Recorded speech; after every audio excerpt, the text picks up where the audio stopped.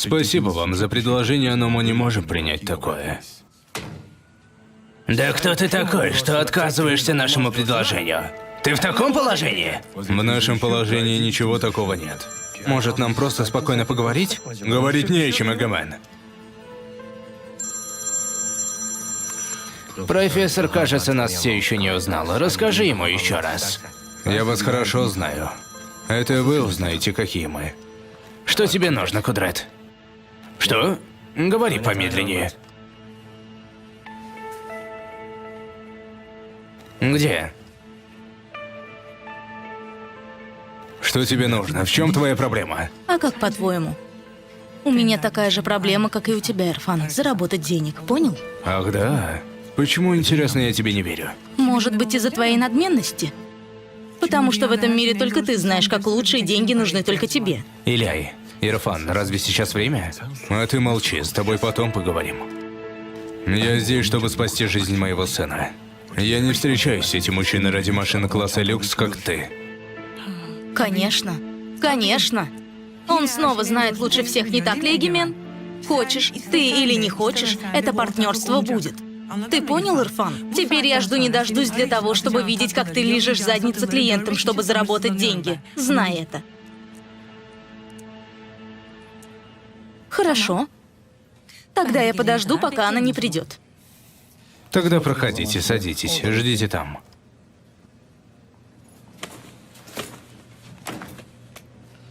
Что случилось с сыном? Как дела? Его везут в больницу.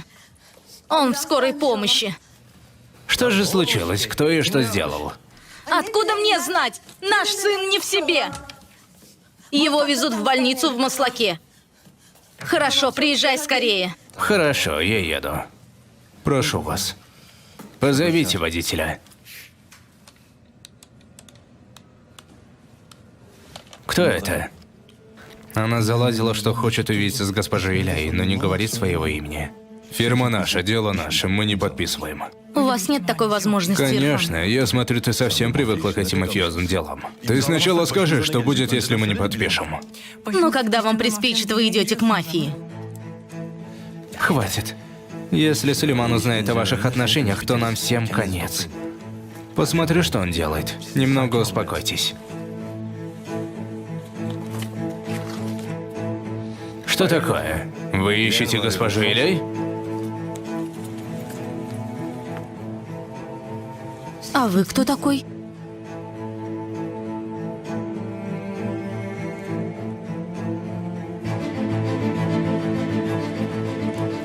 Я хозяин этого всего. А ты кто такая? Зачем тебе Иляй? Ты тут? Добро пожаловать, как дела? А при чем тут Иляй, Эгомен? Я сказала, что она может найти меня через Иляй. Поэтому она спрашивает госпожу Иляй. Эгомен, я тороплюсь, поэтому давай сначала уладим дела. Не хочешь подписывать этот договор, потому что будешь при встрече страдать? Да, точно, буду страдать. Да кем ты себя считаешь, что думаешь, что я буду страдать из-за тебя? У тебя нет смелости признать свои чувства, Ирфан. Вау. Иляй выдвинула предположение, как это важно. Ты сначала сама признайся в своих чувствах. Ты даже не можешь посмотреть мне в глаза, Ирфан. Посмотри же, не боясь этого.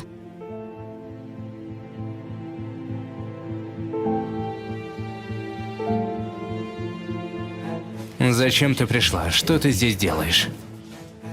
Где Ирфан? Он там с этой женщиной? Этот человек ее любимый человек. Мы тут стараемся ради твоего сына, я тебе все объясню. Возьми это и жди меня в отеле. Возьми. Давай же, покончим с этим делом. Где договор?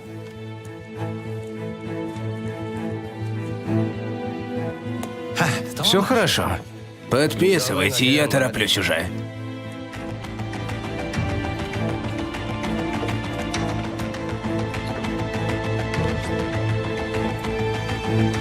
Дай сюда.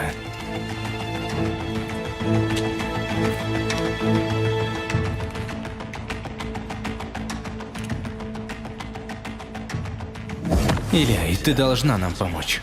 Теперь это дело не такое простое, Эгимен. Если ты хочешь мои деньги, ты тоже мне поможешь. Что? Ты поможешь мне, Егимен.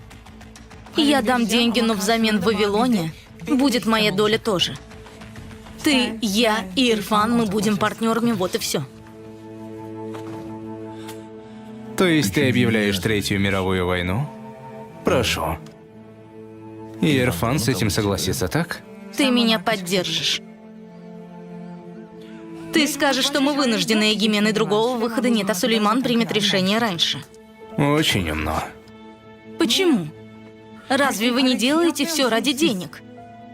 Разве я не терплю столько унижений, столько слов из-за денег? Раз так, пусть у меня тоже будут деньги. Не рассказывай мне об этом, Иляй. Не говори попусту, я не верю. Ты, Сулейман, Ирфан, вы все делаете ради денег, все это. А чем я хуже вас? Я тоже хочу денег. Это партнерство будет, Егимен, договор будет подписан. Вот и все. А что будет потом? Принц на белом коне Ирфан раскроет объятия, и вы продолжите свою жизнь полной любви, так? Какая любовь? Какая любовь? Он ненавидит меня. Лучше бы я умерла, чем быть Сулейманом. Лучше бы я умерла. Правильно сказал, вы одинаково мыслите. Он ревнует тебя. Не может смириться. Ненавидит. Интересно, может, все из-за любви? Какая любовь, какая ненависть? Ненависть — это одно, но он все еще поучает. Он еще и осуждает, как дурак. Я даже не смогла ему сказать, чем он был испытан до сегодняшнего дня. В жизни впервые он в таком положении, и даже тут. Он пошел и попал в руки мафиози. Хватит говорить об Ирфане. Ты на себя посмотри. Ты все это делаешь только ради того, чтобы быть рядом с ним. Разве ты не крутишься вокруг него, Иляй? Если ты спалишься, спалимся и мы. Если Сулейман об этом узнает, то нам всем конец. Конец, так, конец, Егимен. Все те слова, которые он мне сказал, он пожалеет о них. Все получат по заслугам отныне. Теперь мое сердце не будет единственным разбитым.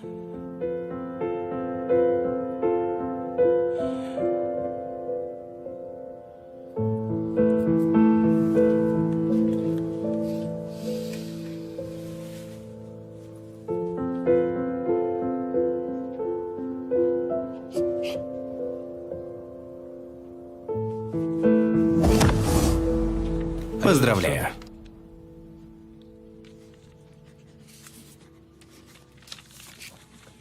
Поздравляю.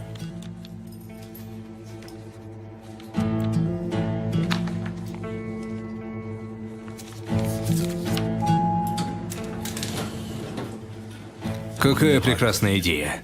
Ты с ума сошел? В чем твоя цель? А что мне надо было говорить? Извини, брат. Мне тоже неприятно об этом говорить, тем более нам нужны деньги. Я тоже знаю, что нам нужны деньги, но не их деньги.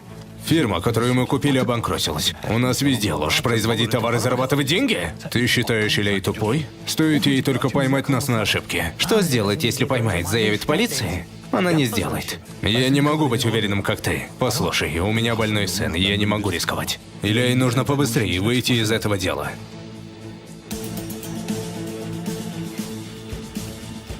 Послушай, Иляй будет нашей душой в этом деле, сразу скажу. Если не хочешь Иляй, то перед нами будет Сулейман. Тогда уйдет по своей воле. Не знаю. Я найду способ. Найди. Так удобно, вы в порядке? Я правда не знала, что это вы. Извините. Со мной все хорошо. Зря вызвала скорую. Вы в обморок упали? Не упал. Просто в глазах потемнело. А что врачам сказала? Ничего не сказала. Сказала, что случайность. Я испугалась, когда в темноте за мной кто-то пошел. Подумала... Что подумала, маньяк? Господин Хакан, я правда не знала, что это вы. Прошу прощения. Не поймите меня неправильно. Я никому не расскажу. И вы не говорите. Не хочу, чтобы было недоразумение. Мне очень нужна эта работа. Внезапно остаться без работы... Посмотрим, не знаю. Извините еще раз. Извинениями не обойтись. Но если пообедаем как-нибудь вместе... Хакан? Сынок, что случилось? Ты в аварию попал? Мама, стой, нет ничего. Не преувеличивай. А что произошло? Расскажите, госпожа Айше.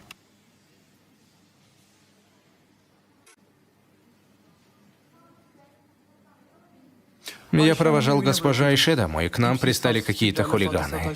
Я не сдержался и напал на них. И кто же эти люди? Откуда они взялись? Откуда мне знать, что это за люди? В стране полно таких. Не так ли, госпожа Айше?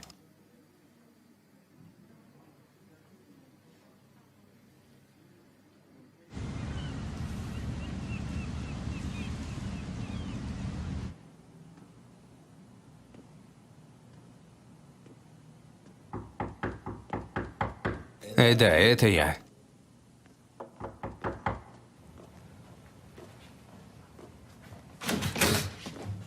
Рассказал Ирфану? Не рассказал, конечно. Иляй была там, да? Внутри, рядом с Ирфаном. Знала, что однажды эта женщина объявится. Знала. Все эти ваши дела. Во всем с самого начала была она, да? Эгимен. Эгимен, ты мне все расскажешь. Нечего рассказывать. Тот, кого ты видела, был возлюбленным Иляи. Это тип всемогущий, мы с ним только работаем, вот и все. Это как? Ирфан работает с Иляй? То есть ради денег пошел к Иляй? А ты ради денег ко мне пришла. Ирфан не ходил к Иляй. Ко мне пришел. Что ты имеешь в виду? Зачем мне еще к тебе приходить?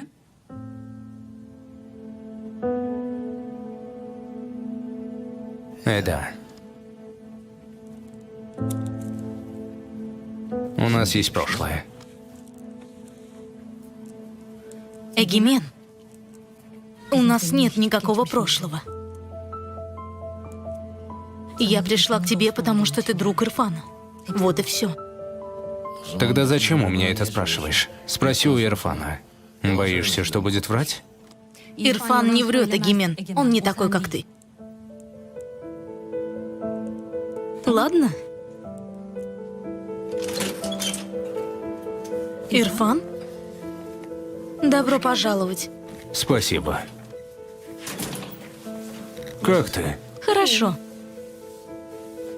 Все хорошо? Хорошо? Где это? Эда... Раз так доверяешь мужу, то в чем проблема? Доверяю, конечно. Он не с восторгом идет к Иляй, не с удовольствием работает с ней. Ради Дениза терпит все эти глупости. Дело не в Ирфане, к тому же. Я просто не доверяю ей.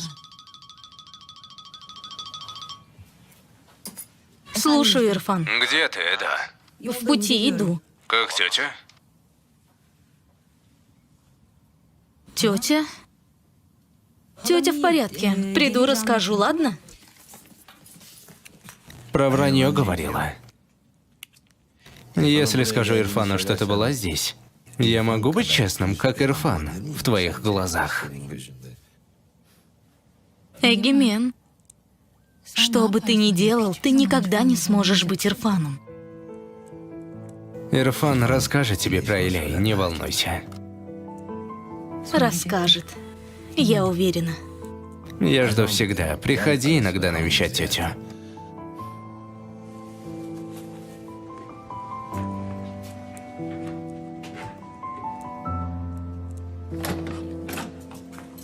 Сынок, что ты сегодня делал? Ничего. Скучно было. Папа, а когда я пойду на операцию? Я хочу ходить уже в школу. Ты прав, сынок.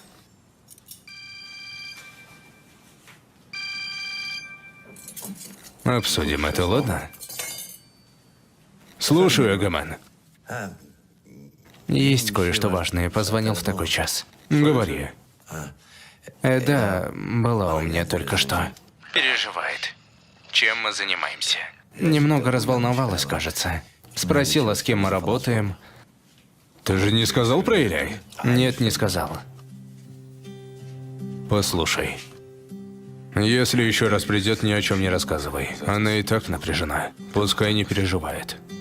Хорошо, не беспокойся. И еще. Она просила меня, чтобы не говорил про нее. И я сказал, хорошо, ты не подавай виду. Хорошо, не волнуйся. Давай, спасибо.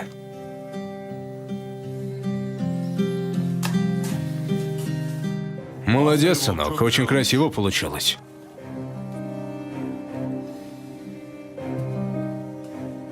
Ты отлично накрыл стол.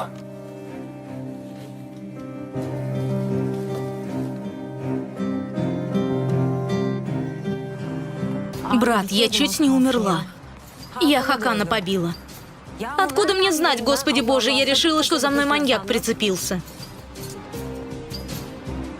Ладно, брат, не кричи. Я в порядке, ладно, не переживай. Расскажу, как приду.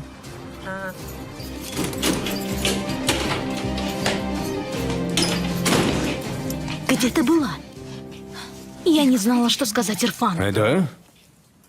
Добро пожаловать. Спасибо. Как твоя тетя? Хорошо, у нее давление упало. Больше ничего, не так ли? Нет. Где Денис? Внутри играет, мы только что поели. Хорошо. Ладно, тогда я начну красить внизу. Мы там не останемся, не так ли? Там так грязно, мы не можем туда пустить Дениза. Я думаю, что покраской и ремонтом мы уладим. У нас нет лишних денег. Открой дверь.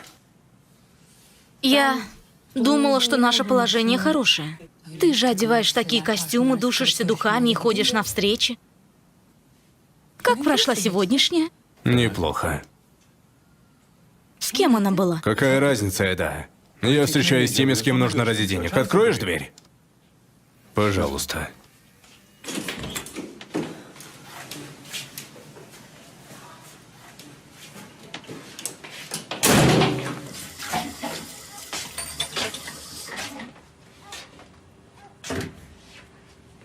Что случилось? Ты узнала, что такое? Что может быть? Он встречается с той женщиной. Я тебе говорила, не так ли, а? Ирфан не может врать. Он не может врать. Ирфан даже ребенка не может обмануть. Но с тех пор, как появилась эта женщина, он стал врать нам. Наверняка есть объяснение. Успокойся. Как успокоиться, сестра? Как успокоиться? Он смотрит мне в глаза и врет. Ты понимаешь?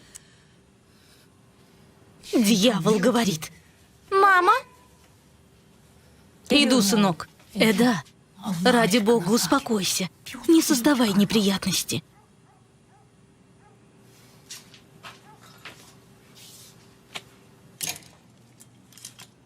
Что-то ищете, госпожа Эляй? Пришли мои платья из химчистки? Да, пришли.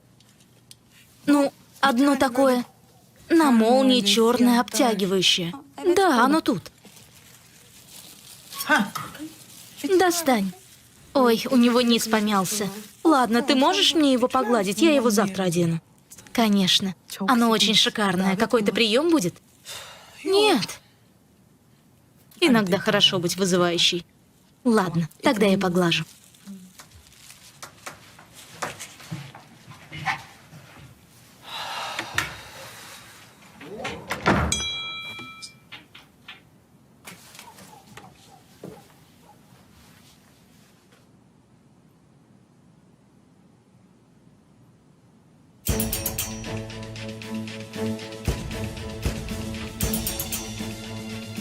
Позор запрещенной любви в деловом центре.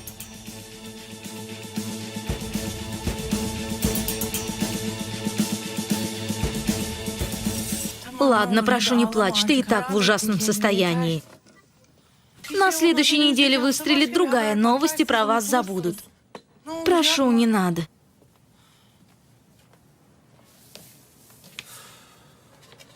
Асгюр звонил. Что говорит? Что ему сказать? Я тебя ненавижу. Убирайся из моей жизни, говорит. Его жена подаст на меня в суд. Говорит, что засадит меня в тюрьму за покушение на жизнь. Не говори глупости, дорогая. Мы сразу наймем другого адвоката и откроем дело против них. Оставь, Иляй! Какое дело? Какой адвокат? Я не в состоянии этим заниматься. У меня больше нет сил. Я уволилась, тема закрыта. Я все потеряла. Работу, Асгюра, теперь и репутацию. Любовница мафиози и жена мафиози испортили мне жизнь. Ладно, милая, не расстраивайся. Оставь, Иляй, оставь! Ты несешь ответственность за все случившееся. Ты и мама. Если бы отец не умер из-за вас, может, сегодня бы это со мной не происходило. Не была бы такой голодной до любви. Не давала бы возможности непонятным людям. Ты ответственна за все это. Вы забрали у меня отца. Оставили меня на много лет голодной и тоскующей по любви. Я осталась беззащитна. Нихир, послушай, сейчас ты очень зла. Ты говоришь глупости. А разве не так? А? Разве не так? Мой отец из-за вас раком заболел. Мать и дочь объединились. Из-за вас у него был рак. Что бы он ни делал, он не смог вам понравиться. Вы использовали его ради денег. Каких денег, Нихир? Каких денег? О каких деньгах ты говоришь? Мы были голодными. Твой отец не оставил дома и 5 копеек. Продал все, даже мамино пальто. Что случилось? Твоя мать рассыпалась от этого? Он, по крайней мере, не воровал. Не воровал. Может, поэтому вы его ненавидели? Послушай, ты была ребенком, а сейчас не понимаешь ничего. Не продолжай дальше. Я прекрасно понимаю. Вот как, что еще? Например, я помню, что ты ненавидела бедность. Еще? Ненавидела безденежье. Еще? А теперь ради денег ты терпишь этого человека по имени Сулейман. Нихир, не переходи границы! Сулейман был со мной в самые трудные дни, ты поняла? Проблема не такая простая, как ты думаешь. Проблема не такая простая, как думаю я, да! Ты знакома с женой Сулеймана? А? Женщина-психопатка, маньячка! Нихир, хватит. Теперь наша проблема — твоя жизнь. Нам надо привести ее в порядок. Сейчас наша проблема не это. Ясно? Приведем мою жизнь в порядок, а потом пусть придет жена Сулеймана и испортит ее. Говорю тебе, она больше ничего не сможет тебе сделать. Иляй, убирайся из моей жизни. Убирайся. Ты не приносишь ничего, кроме вреда и лжи. Хоть раз поступи как старшая сестра, уйди из моей жизни. Ничего важного нет, раны простые. Пускай эту ночь останется тут, завтра сделаем рентген и выпишем. Скорейшего выздоровления. Спасибо, врач. Господин врач, может, сделаем томографию? У него и голова болит. Кудрет, не продолжай, он в порядке. Ладно, господин врач.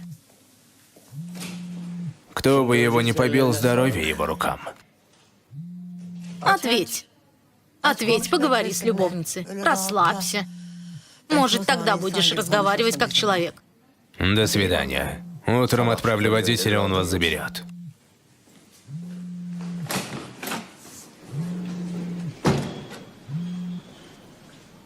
Иляй? Если ты занят, я потом перезвоню. Я не занят, дорогая, где ты? Я сейчас ушла от Нихир, еду домой. Я беспокоилась о твоем сыне. Хорошо, Кудрет с ним рядом. А я домой ехал, если хочешь, приеду. Нет, дорогой, я очень устала. Поеду домой, лягу спать. Завтра увидимся, поговорим, ладно? Хорошо, дорогая. Скинь мне СМС, когда приедешь. Хорошо.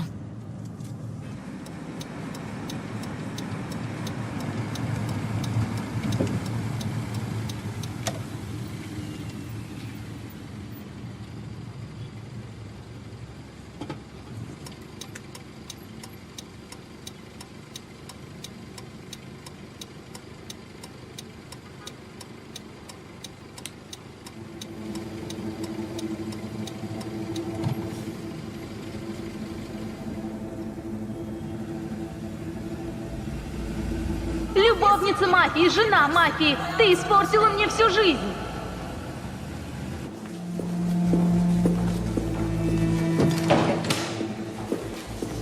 Пусть останется в прошлом, госпожа Кудрет. Слава богу, ничего серьезного. Как? Ты смеешь сюда приходить? Что такое, давление упало? Ты... Я так поняла, ты еще не образумилась? Я в полном порядке. Вы не переживайте. Вы женщина, которая способна превратиться из овечки в волка. Или это ложь? Ну да ладно. Разговор не об этом. Послушайте, вы можете подумать, что я испугалась или бессильна, потому что я промолчала. Или то, что я дура, потому что не поступила подло. Но все на самом деле не так. Уходи отсюда, проваливай, проваливай, пошла. Моя сестра потеряла из-за вас все. И я потеряла свою сестру. Например, вы. У вас нет мужа, которого можете потерять. Но у вас есть сын. Хакан. Ты что, угрожаешь мне? А? Послушайте, я все еще разговариваю с вами на «вы». Но, кажется, не могу вам объяснить. Давайте попробую. Кудрет, я обрушу на тебя твой же дом. То, что лежит там, то, что ты считаешь сыном, на самом деле является ничтожеством. Он будет страдать. Ты поняла меня? Поняла.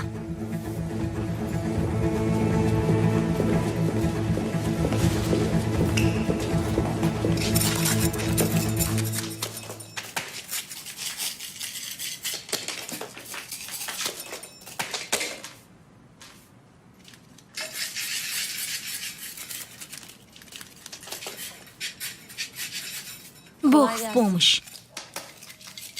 Сын уснул? Еле-еле. Заладил, что пойдет в школу, еле переубедила. В ванной испортилась сантехника. Починишь? Пока не починим, не пустим Дениза сюда. Посмотри, я там купил 2 коробки, буду их устанавливать. А для дальней комнаты я купил краску, и там буду красить. Все это придется покрасить заново. Я не знала про краску. Я вообще ничего не знаю. Спроси у меня, что ты хочешь знать. С кем ты работаешь, Ирфан?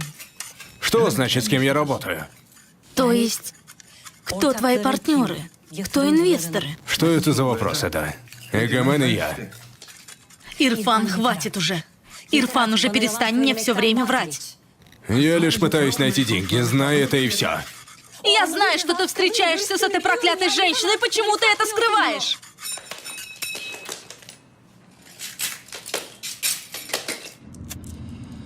Вчера я видел сон. Огромная черная кошка укусила меня за ногу.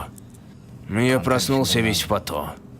Господи, надеюсь, все будет хорошо.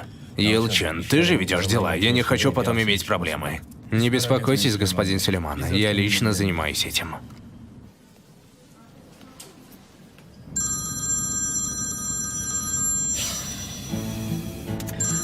Кудрет, всю жизнь мне испортила Кудрет. Господи, чтобы эта женщина свалилась на голову моих врагов. Ни пули у нее не заканчиваются, не заедает.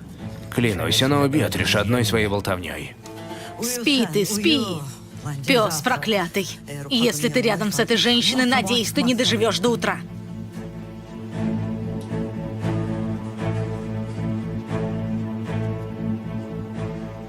Мевлюд, где ты? Срочно приезжай ко мне. Что значит я в деревне? Что ты там делаешь? Хорошо, ты скорее заканчивай свои дела. И приезжай ко мне, потому что мы сделаем одну эстетическую операцию. Скажем, это операция по исправлению лица. Заканчивай и приезжай. Что-то случилось, господин Сулейман? То есть вы испытываете какие-то сложности? Нет, просто у меня какое-то беспокойство. Хорошо подстрахуйся, Елчин. Не смей спалиться. Не хочу проиграть в нашем последнем деле. Хорошо. Что ты хочешь услышать, Ада? Что мне сказать? Я жду, что ты скажешь мне, что ты не будешь ни видеться с ней, ни находиться рядом. Ты хоть помнишь, что ты мне говорила, Ада? Что бы ни случилось, найди эти деньги. Да, сказала. Проклятье, сказала. Если бы знала, что эта женщина будет рядом, то не говорила бы. Я что, хожу туда, потому что я этого хочу? Я что, очень хочу ее видеть? Я делаю это ради сына, ради денег.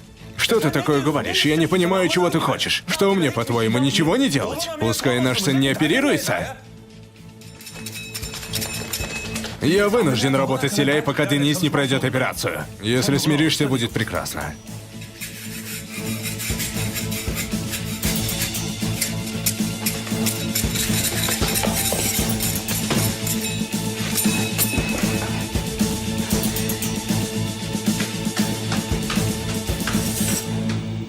Это? Шурин? Что случилось? Какие-то проблемы? Что может быть Шурин? Я расстроена из-за дома. Как его привести в порядок? Ирфан купил материалы, но там как будто мусорка. Господи, ты из-за него так расстраиваешься? К тому же, разве есть спешка? Мы совсем справимся. Сейчас не время ссориться. Поддерживайте друг друга, муж и жена. Давай, пошли. Если я хоть немного знаю Еду, сейчас она заставляет Ирфана ответить за это. Она не будет ждать ни дня. Ну надо же. Какая еда. Интересно, он это сказал? Женушка, мне нет дела до Иляй, даже если она умрет. Ирфан же промолчит. Ты, как у тебя голова работает? Стандартно. Во-первых, Ирфан так не подумает, а если и подумает, то не скажет такого. Откуда мне знать, Эгимен, что Ирфан думает и что говорит? Он женат, у него ребенок есть, ребенок болен. А у меня Сулейман. Из-за тебя я иногда строю такие странные мечты, что сама себе удивляюсь. Ты мечтаешь об Ирфане или ты разочарована? Или и то, и это? Тогда, мне кажется, надежда все еще есть. Может, Ирфан тоже о тебе мечтает, а?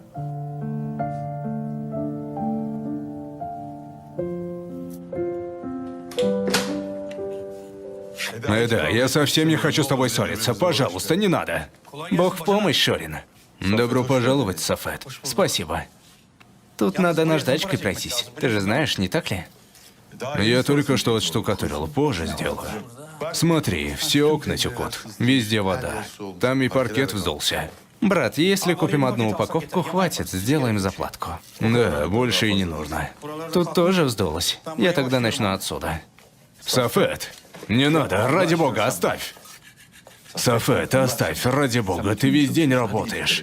Иди давай. Да вместе уладим, Шурин. Иначе зачем мы? Мы и так доставили вам немало хлопот. Давай, иди. В сравнении с тем, что ты сделал для нас, об этом и не может быть речи. Мои братья не помогли, а ты был рядом в трудные дни. Давай, закончим это дело. Спасибо.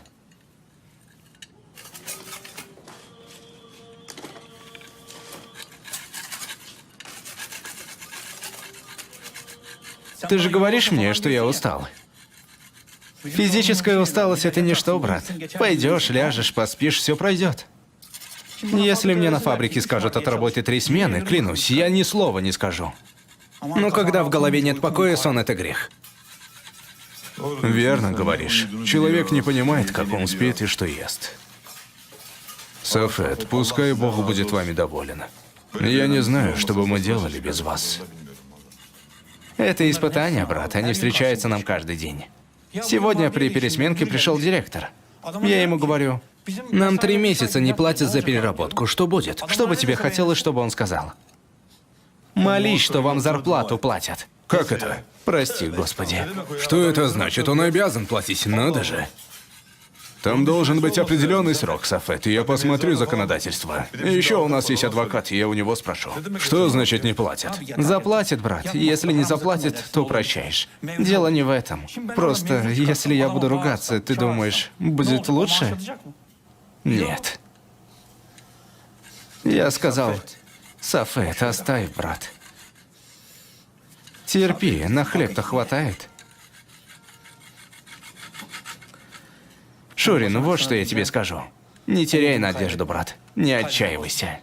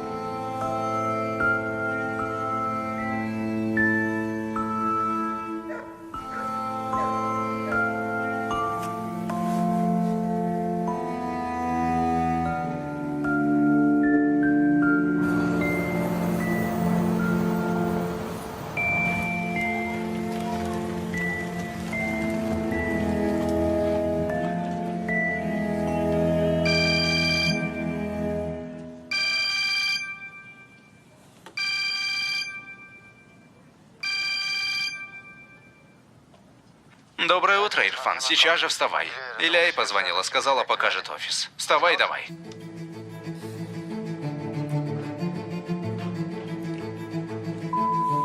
Ты стал игрушкой этой. Ты не смог позаботиться о своем сыне и жене. Что ты за мужчина? Приди в себя, Кудрет. Ты понимаешь, что говоришь? Понимаю, понимаю. Ты подумай.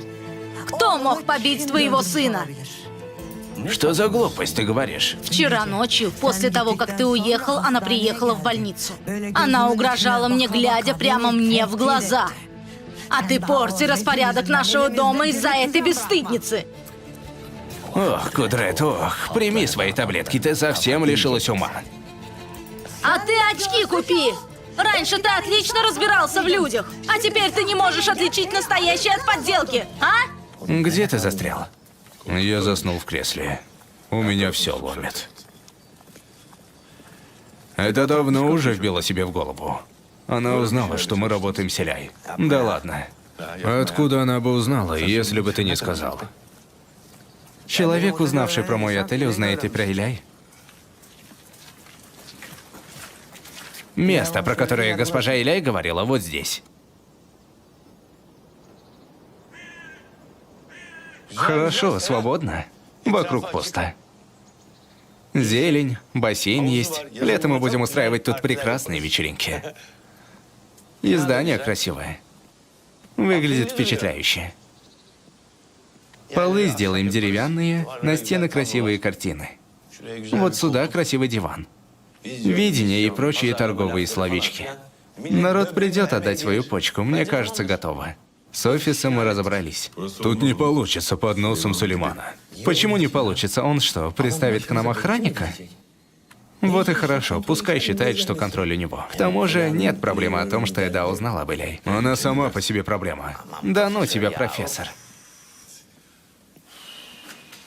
Иляй, добро пожаловать, как дела? Спасибо, дорогой. Вам понравился офис? По-моему, подойдет, но у Ирфана сомнения. И какие? Раз все вместе решаем, то скажу. Это место не подходит. Нам нужен офис в центре города, офис Плаза. Почему? Это место просто дом богатеньких, но не офис. У него нет логичного ответа. Мы что, постоянно будем с тобой ругаться? Ты всегда захочешь, чтобы делали, как ты желаешь? Нет, Ирфан, у меня хотя бы есть логичные ответы. Давай тогда. Офис Плаза просто клише. Хочет, чтобы люди чувствовали себя особенными, приходя сюда. Смотри, раз приходит мода на офисы в районе Левент, значит, люди знают в этом толк. Очень хорошее предположение. Спасибо, госпожа Иляй, но нельзя. Мне не нравится. Хорошо, что наша аудитория не ты. Мы знаем, кто наша аудитория. Да? Типы, зарабатывающие деньги просто так. Так нельзя, не можем так работать. Посмотри на нас. Нет смысла ссориться. Если будем вместе работать, то надо принять общее решение, вот и все. Хорошо, Эгимен, я уже привыкла к такому. Нет проблем. Ирфан, деньги, которые мы заработаем, подарят жизнь твоему сыну. А этим людям жизнь, о которой они мечтают. Так что, нравятся тебе эти люди или нет, унижаешь их, у тебя с ними одна мечта. Понял? Если не хочешь, либо уйди сразу, либо научись уважать этих людей. Сулейман хочет вас рядом. Мы его деньгами работаем, у нас нет другого выхода. И если хочешь принять общее решение, в обед будет совещание с отделом финансов.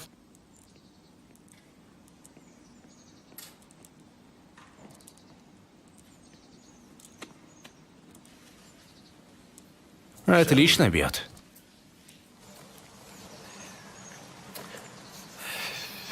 Иляй,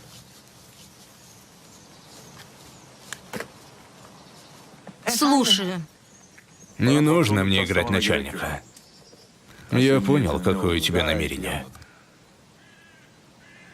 И какое же? Пытаешься ответить моими же словами. Все ясно. Ладно, принимаю, я переборщил. Никто не имеет права вмешиваться в чужую жизнь. Но есть правда, мы не можем с тобой работать.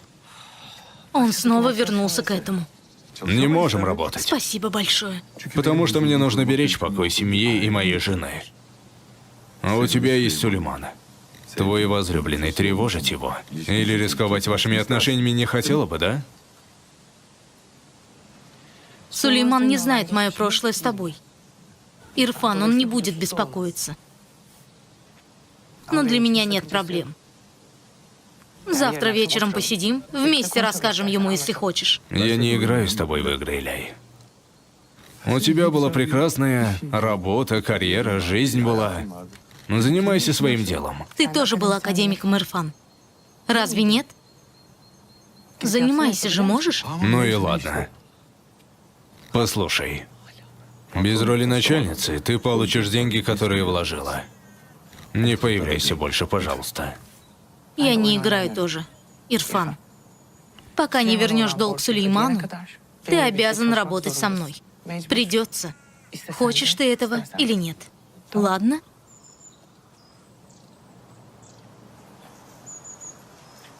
Обожаешь преувеличивать.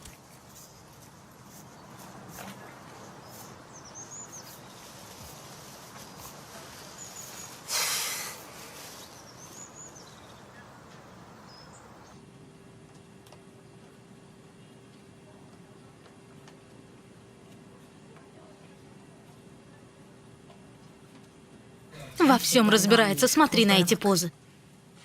И йога, и пилатес. Слава Аллаху, везде побывала, везде. Сестра, посмотри же. Она старше меня на 3 года, но я выгляжу старше. Она красивая. Красивее, чем раньше. Спасибо, сестра. Ну так и есть. В этом веке нет некрасивых женщин, есть бедные женщины. Те, у кого есть деньги, делают все. Смотри, она создала себя заново. Было бы у нас, и мы бы так выглядели. Не оставались такими, да? Не накручивай себя, смотря на эту женщину. Отдай же! Отдай сюда! Отдай же, Аллах! У тебя естественная красота. Не ревнуй попусту. Ирфан не будет изменять. Не поверю, даже если сама увижу. Говорят, врага надо знать в лицо. Я посмотрю. Могу забрать уже планшет? Держи, племянник, забери его у мамы. Она свое время отсидела. Держи-ка. Я слишком много наговорила, сестра. Что еще, может быть, с нами сказала? Смотри, вот и Иляй появилась. Почему ты так боишься эту женщину? Она в прошлом. Иншаллах, сестра. Иншаллах, она в прошлом. Ты не знаешь Ирфана в те времена. Он не забыл. Он был влюблен. Но он женился на тебе. Женился, чтобы забыть ее. Ирфан никогда не влюблялся в меня. Был влюблен в нее, когда женился на мне. Не полюбил меня даже.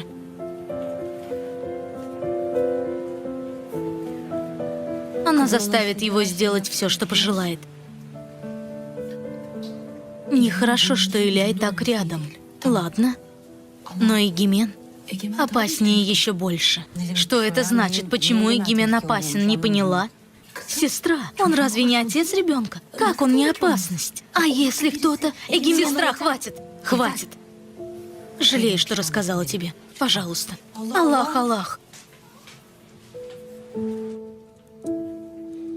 Кудрет пожаловалась на меня? Странно. Ты не делала такие вещи. Не делала, конечно, Сулейман. Разве я хочу с ней связываться? Но она заслужила после истории с Нихир.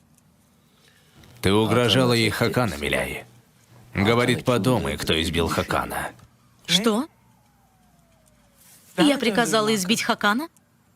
Я мафия, Сулейман. Нет, не так. И? Что?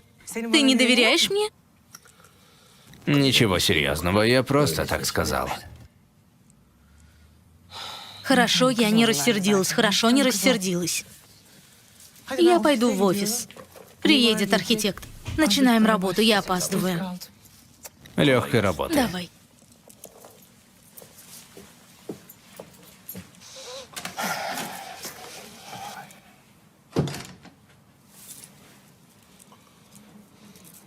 Елчен, узнай, что за люди, которые избили Хакана. Давай, я жду.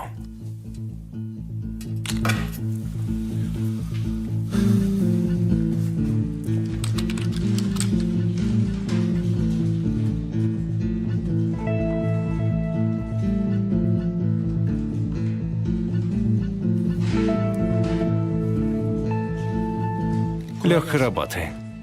Господин Хакан? Мы не ждали вас еще пару дней, вы рано пришли. Все хорошо, как видишь. Стою перед тобой живой и здоровой. Отлично, я рада, что у вас все в порядке. Тогда поужинаем вместе, мы так договаривались. Нет, ночью я не могу, вы же знаете, господин Хакан, семейные обстоятельства, я не могу поздно вечером находиться на улице. Хорошо, тогда пообедаем.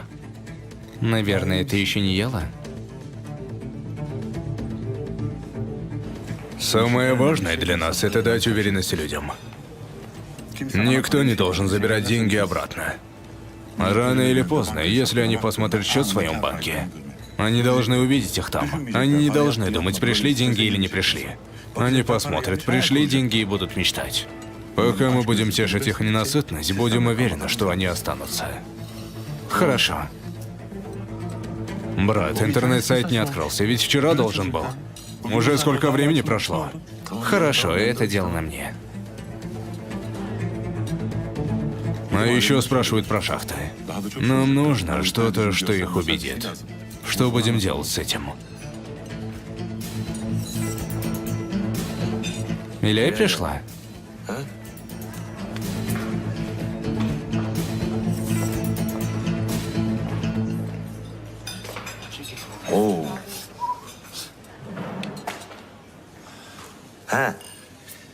Мы будем делать то, что никогда до этого не делали. Ознакомительное видео. Это на мне. Сделаем крутые вещи, придумаем от души, ведь цель показаться богачами. Ты уверен, что пойдет? Я годы посвятил этому интернету. Много говна продал. Самое важное правило – это притяжение туда людей, зависть. Все завидуют друг другу, завидуют жизни друг друга. То, что на руках под рукой дом. Например, одна женщина похудела и выложила свое видео в интернет. Заметь, за неделю все ее подруги похудеют. И нам нужна такая обстановка, люди и богатство, которое заставит их завидовать. Вот и все, это дело на мне.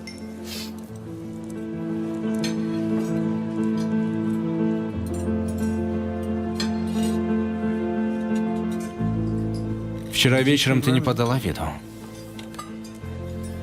Я удивилась и не знала, что ответить. В тебе что-то есть.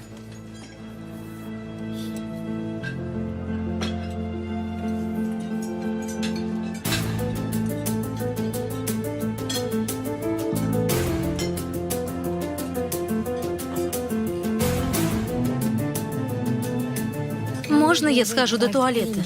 Конечно.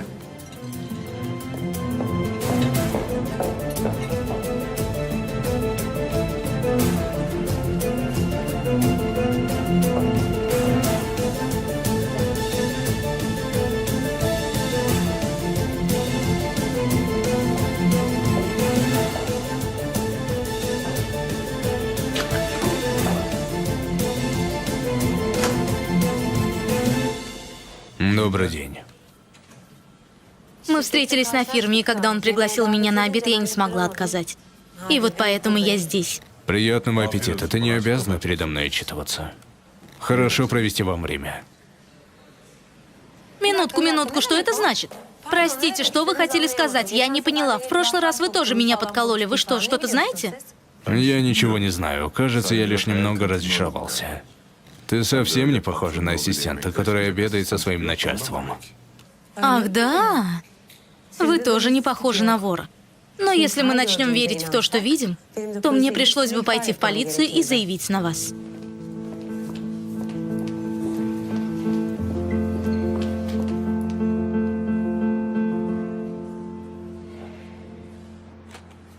Не злись на меня, сестра. Я говорю то, о чем думаю.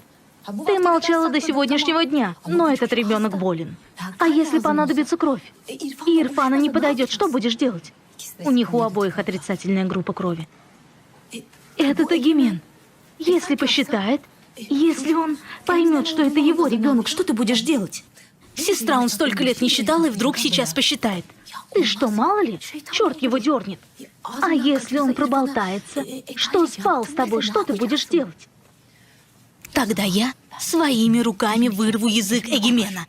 Понимаешь? Да. Я говорю тебе это не для того, чтобы расстроить, а чтобы ты была готова. Не дай бог. Сынок, иди смотри в комнату. Давай, сынок, вставай.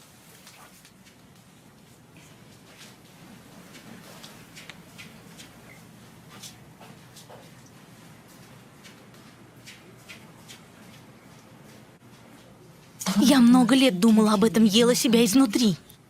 Даже в самые счастливые моменты думала об этом. А после этого я плакала каждый день. Ирфан думал, что это родовая депрессия. Я страдала каждый раз угрызениями совести, когда он хорошо ко мне относился. Эти слезы были от этого? Когда ты закрывалась ото всех? Когда Денизу было 2 месяца, я даже не знала, что такое кровать. Он не брал грудь и не ел смесь. И тут я подумала, что все расскажу Ирфану и все ему объясню. Будь что будет, пусть поймет, как поймет, мне все равно, подумала я. А потом я уснула. А когда я проснулась, Денизы не было рядом. Я сразу побежала к Ирфану, а потом... Смотрю. Ирфан положил его к себе на грудь и уснули с ним. Он сказал, что уснул, когда услышал биение его сердца. Он был так счастлив, глаза наполнены слезами. Он сказал, что ради этого пришел в эту жизнь, чтобы быть отцом Денизу. Как я теперь скажу ему об этом, сестра? Как мне сказать, что Дениз не его сын? Как? Как я отниму у него самое дорогое на свете?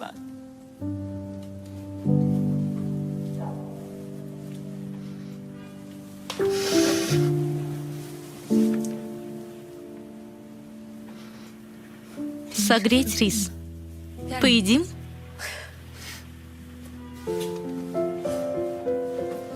Сестра, не расстраивайся. Хорошо. Никто ничего не узнает. Не бойся. Эта тайна уйдет с нами в могилу.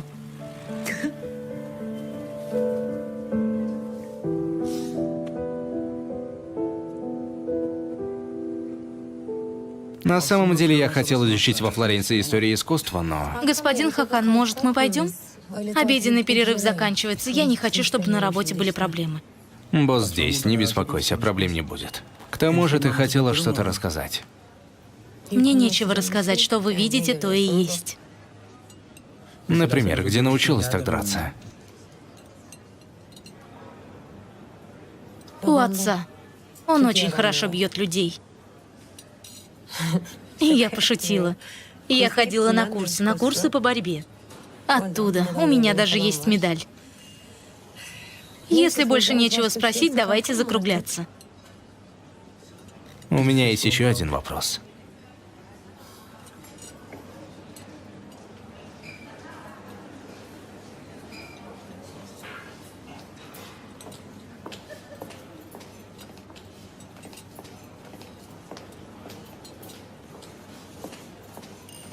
Идем, Джансу. Наши партнеры, господина Гимен и господин Ирфан. Архитектор, госпожа Джансу. Как дела, Элей? Хорошо, а у тебя? Хорошо. Как вы? Хорошо, спасибо, а вы? Спасибо.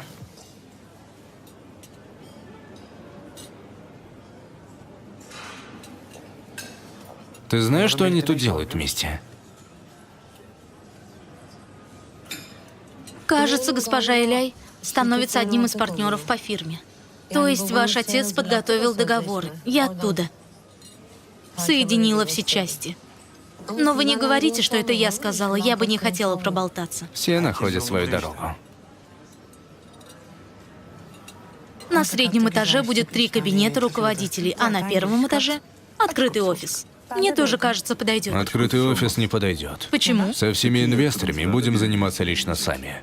Если понадобится, то там будут угощения. Люди должны чувствовать себя особенными. Рядом с простым народом не получится. Ладно, но это уже стадное чувство, Ирфан. Клиент должен видеть, что рядом сидящий с ним убежден, и это облегчит нам дело. Так, как ты говоришь, не бывает. А как бывает? Нужно предлагать различные цели прибыли, согласно потенциалу инвестора. Пускай это будет закрыто.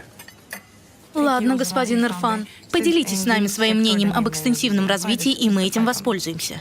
Господин Ирфан опытен в продаже золота, полагаю. Опытен? Может быть, и да, в отношении золотых монеток со своей свадьбы. Он из служащих, академик. Вы Соберите все, что было сказано, нарисуйте проект. Покажите нам, мы решим. Не будем терять времени. Ладно. Пока не стало поздно с пейзажем, пока дожди не начались, начнем. Что касается вечеринки для открытия, думаем небольшую, но многообещающую вечеринку. Вкусная еда, оркестр, приглашенных пусть будет мало, но последователей будет много, обратите внимание. Когда мы решили с этим приемом? Не отвлекайтесь от сути дела, госпожа.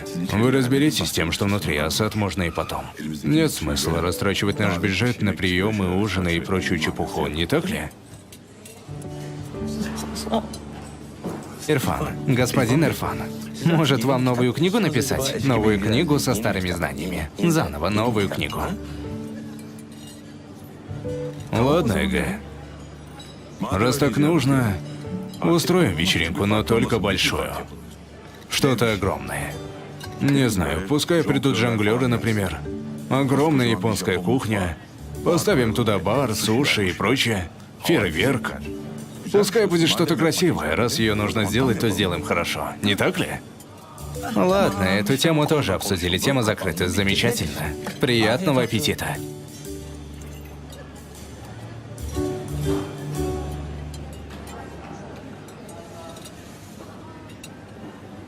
Разве не странно видеть отца с другой женщиной?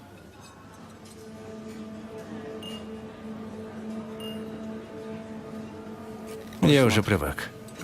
Не знаю, какая это по счету. Ты не привыкнешь. Нельзя привыкнуть к больному зубу. Даже если боль пройдет, все равно будет ныть. То, что приносит огорчение, огорчает. Извини, я зашла слишком далеко.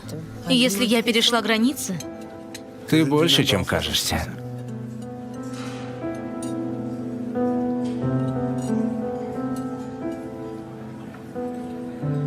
может, пойдем? Пойдем. Иди в машину, жди меня там. Ладно. Я поздороваюсь с Игоменом.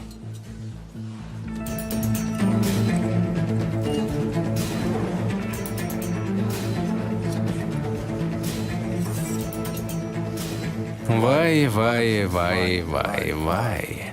Трое вместе.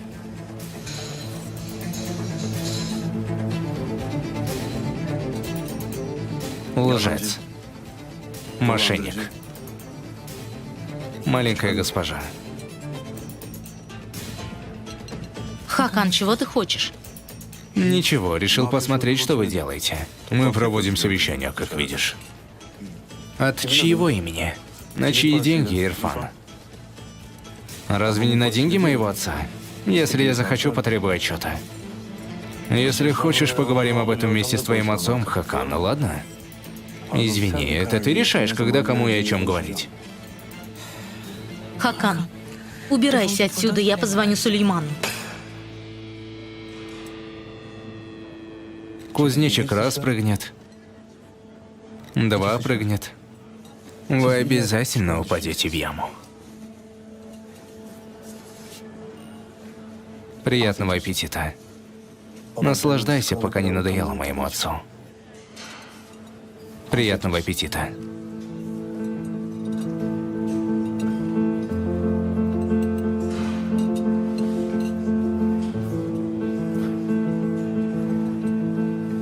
Больной.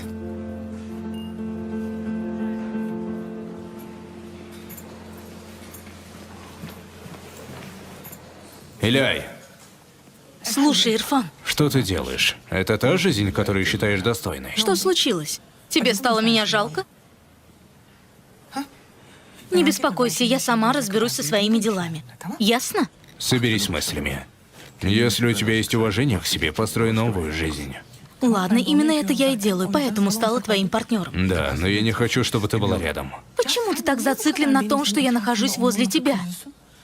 Я не придаю этому значения. Что случилось? Тебе больно от того, что мы рядом?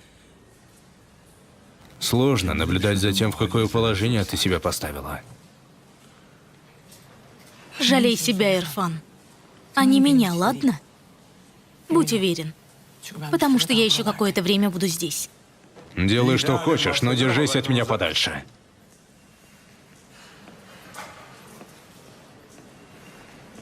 Может быть, есть надежда. Она начинается с того момента, когда господин Хакан заходит на улицу. Известны личности людей, с которыми он подрался? Лучше сами посмотрите, господин Сулейман.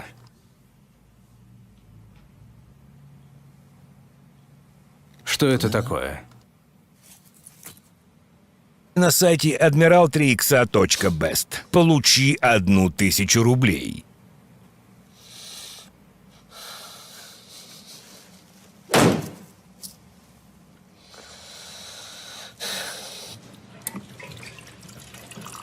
Как дела? Много дел? Конец месяца, все дела навалились. Нормально. Я кое-что скажу. Если тебе нужна помощь, сообщи мне, ладно? Я очень хороша в плане расчетов. Слушаю. Увидимся. Увидимся. Конечно, господин Сулейман, иду.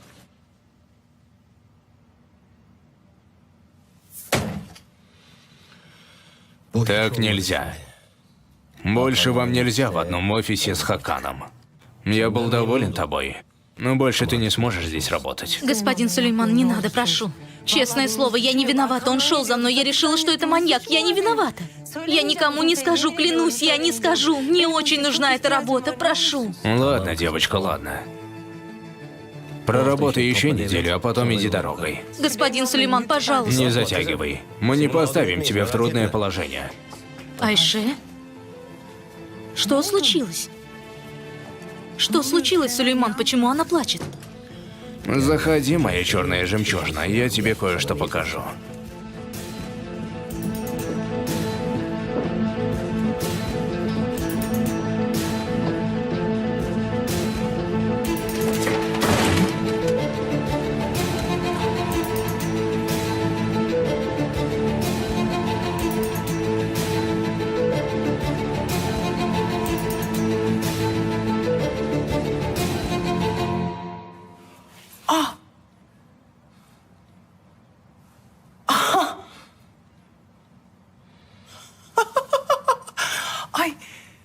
Извини, Сулейман, у меня нервы не в порядке. Это маленькая девочка.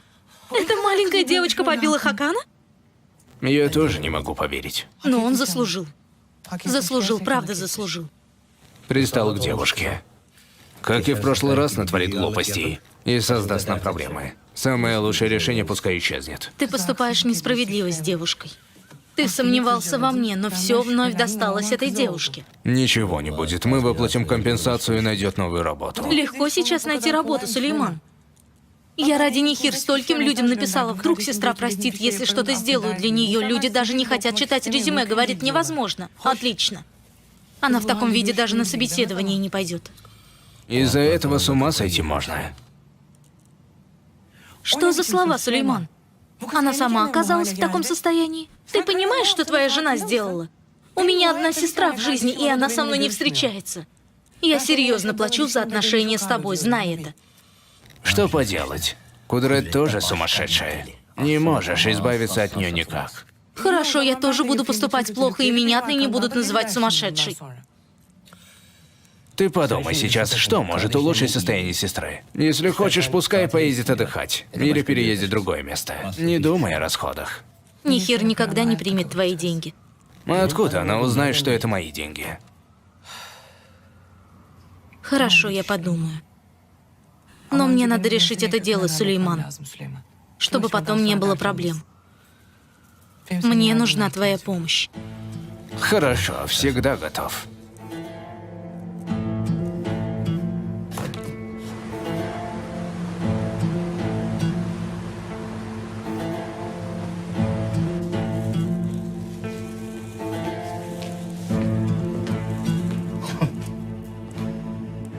Смотри. А мы радовались, что у нас сын после 3 дочерей. Ты не на сына смотришь, а других обвиняешь. А ты не балуй чужих женщин. А будь отцом. Воспитал бы сына. Твой сын получил удар от молоденькой девушки. Моя секретарша Айше, она избила Хакана. Что? Чего что? Он следовал за ней, а она избила его хорошенько. Больше не говори, не знаю точно. Ильяй знает свое место, ты тоже знай, вот и все.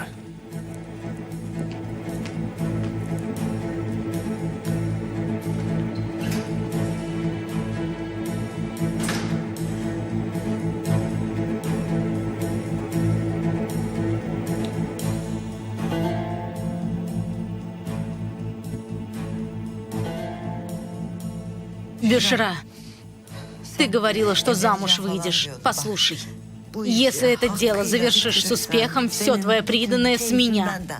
Да будет доволен Аллах, госпожа Кудрет, что пожелаете? Хочешь, размести камеру в доме этой женщины. Хочешь, следи за ней 24 часа. Все ее шаги, каждый ее вздох. Я буду знать обо всем. Хорошо? Хорошо, госпожа Кудрет.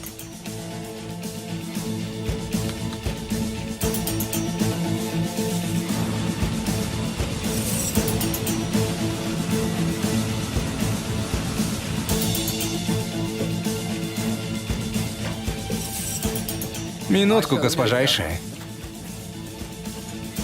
Это нужно подписать у господина Сулеймана. Господина Сулеймана нет в кабинете. Вы заходить собирались, я подумал, он там. Я уберусь в его кабинете. Между нами господин Сулейман немного рассеянный. Знаешь, если там потеряется котик, то не найдется.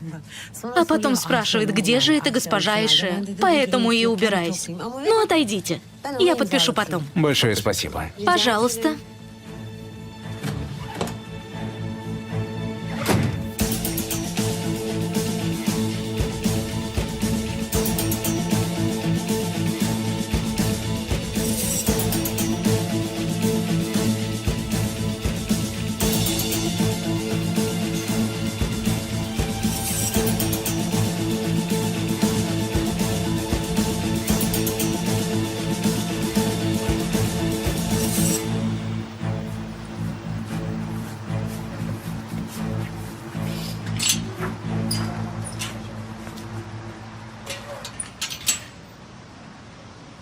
Здравствуйте. Госпожа Демет? Да. Можем поговорить 5 минут? Очень важно. О чем? О наших начальниках. Любовница моего начальника Сулеймана, твоя хозяйка. Ты с ума сошла? Чего хочешь? Предлагаю тебе лучшую возможность в жизни. Если сообщишь мне о каждом шаге госпожи Иляй, получишь за это. Ты беда, что ли? Убирайся отсюда. Держи мой телефон, позвонишь мне.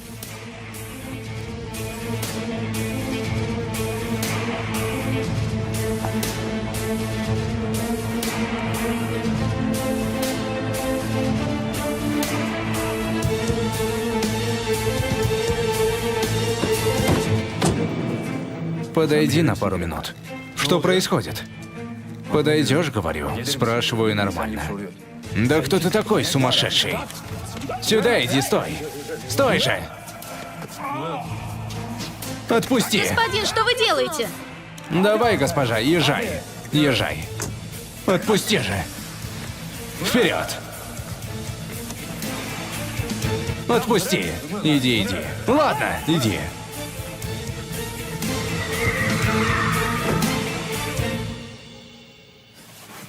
Ты тоже стала мафией, Иляй? Ну что ты, какая мафия? Я просто говорю на языке, который ты понимаешь. Держись подальше от Нихир Озгюр, понял? У меня все кончено с Нихир. Пускай держатся от меня подальше. И я все же скажу. Если еще раз навредишь моей сестре, то ты пожалеешь, что родился на свет. Понял меня? Уходи теперь. Давай.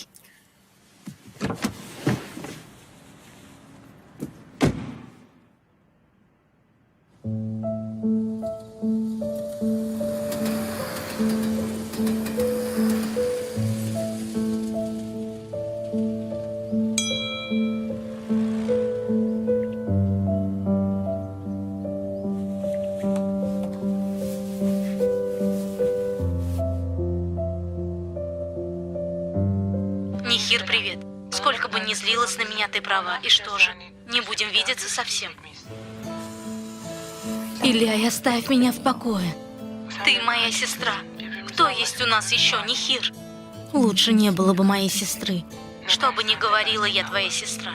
Из-за меня ты пережила много, и не могу вернуть все, но я должна помочь. Какая помощь?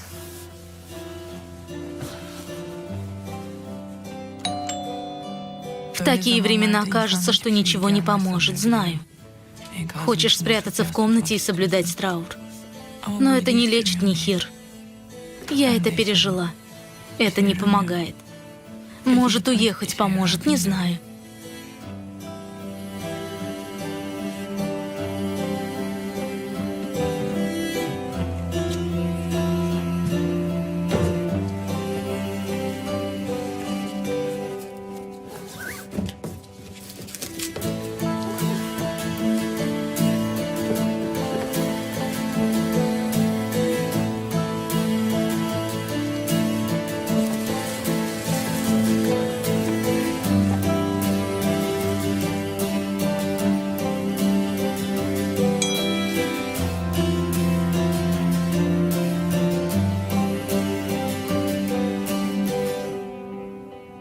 Я все уладила. Не думай о плате за дом.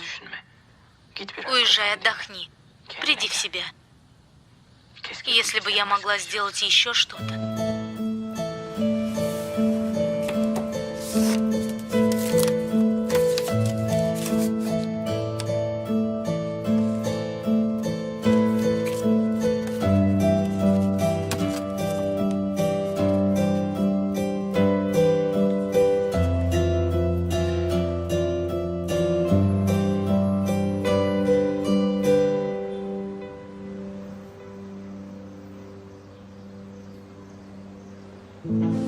Профессор, не опаздывай. На меня навалилась куча дел. Много всего нужно для вечеринки. Что я понимаю в этих вечеринках? Ирфан, не заставляй меня говорить как Иляй, это дело непростое. Ты будешь тут стоять самый красивый. Будут говорить «да, господин». Хорошо? Послушай, нам как следует нужно пустить всем пыль в глаза. Ты понял? Эгоман, я уже одеваюсь и сейчас же приеду. Давай.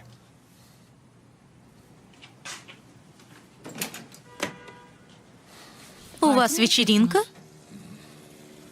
Это все дело открытия. Во сколько? Я тоже буду готова к этому времени. Это дела, которые я вынужден делать. Я не люблю такую обстановку, ты же знаешь. Хорошо, вот я и увижу эту скучную обстановку. Я понимаю, чего ты добиваешься, но зачем тебе приходить? Там много инвесторов, я даже не смогу к тебе подойти. Скинь мне адрес, Ирфан. Во сколько начинается? В 5. Делай, что хочешь. Сынок. Я выхожу, родной. А нельзя, чтобы ты не уходил? Нельзя, сынок, мне нужно заработать денег. Куда ты пошел? Молодец.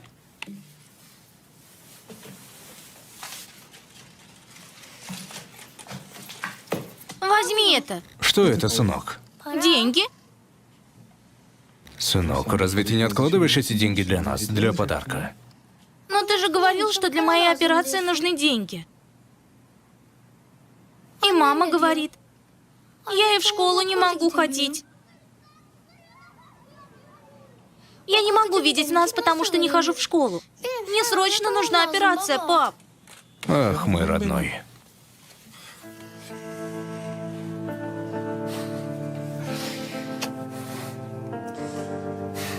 Дорогой сын, посмотри на меня. Обещаю, осталось совсем чуть-чуть. У тебя будет операция, и ничего не осталось. Договорились? Я все улажу.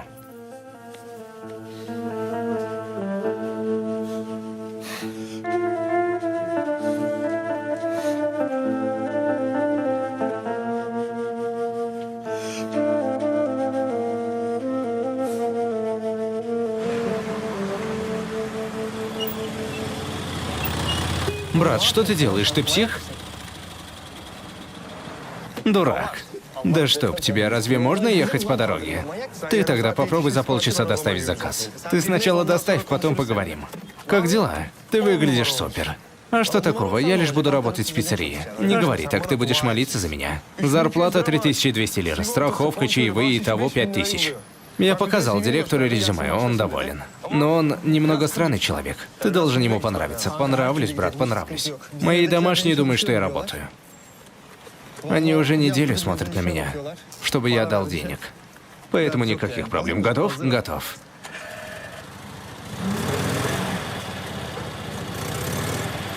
Свободно, поехали.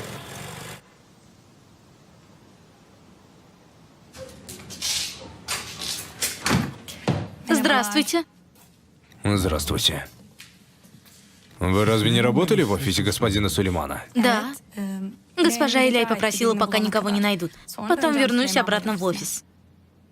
Я понял. Хорошо.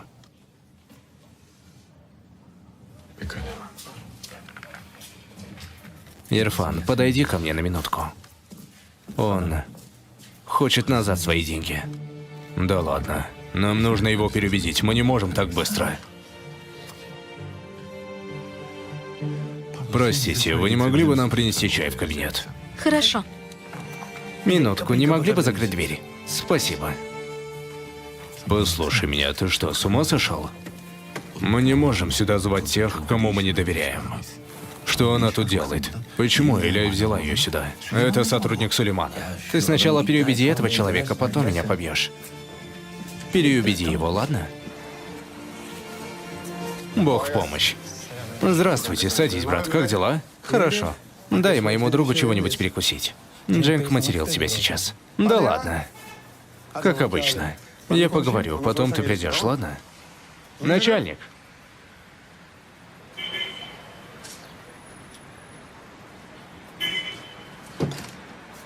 Большое спасибо. Начальник выгонит Исмаиля с работы. Он что-то сделал? Нет, просто срок закончился. Без страховки работают 45 дней, это крайний срок. А потом придет кто-то другой и отработает 45 дней и уйдет. Минутку, то есть сейчас он уволит Исмаиля и возьмет меня? Возьмет тебя, отработаешь 45 дней и уволит. Я тут 2 недели, у меня есть еще время.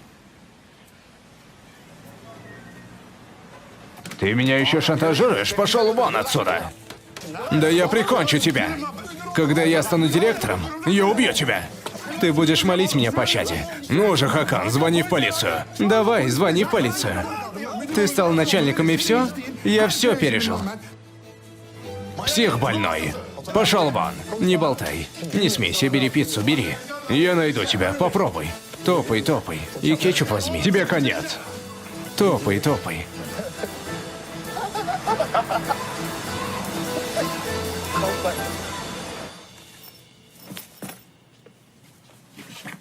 Если Ирфан выпьет 2 бокала, то упадет. Нельзя этого допустить рядом с Иляй. А что она сделает? Она что, подкинет ему таблетки в алкоголь, опьянит его? Доверяй мужу. Он старается ради сына. Я ничего не говорю про Ирфана. Наверное, эта женщина пытается навязать себя Ирфану. Так или иначе, вы зависите от нее.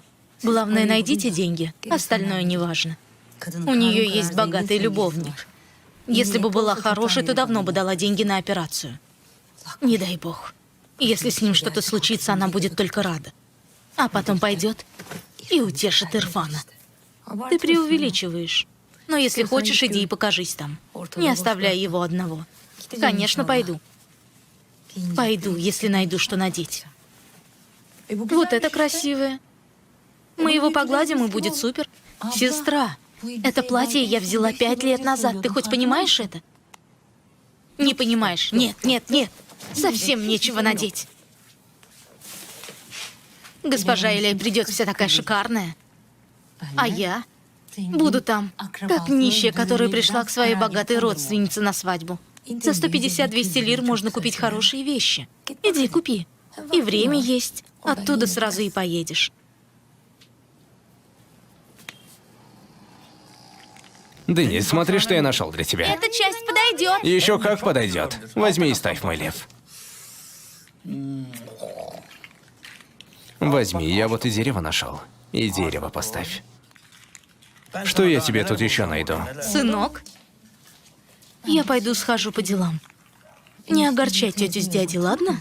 Хорошо, мама. Увидимся, брат. Чух-чух. Дядя, что ты делаешь? Осторожнее! Извини, мой львенок. Я просто новичок в этих делах. Погоди, сейчас поставим, вот. Денис в порядке, не думай о нем. Если что-то случится, я тебе сразу позвоню. И не думай об этой женщине. Возьми мужа за руку и подойди к ней, ладно? Давай.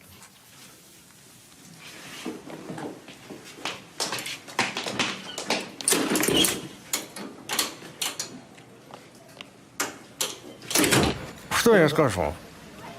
Мне надоело. Пицца это не для меня. Как насчет шаурмы?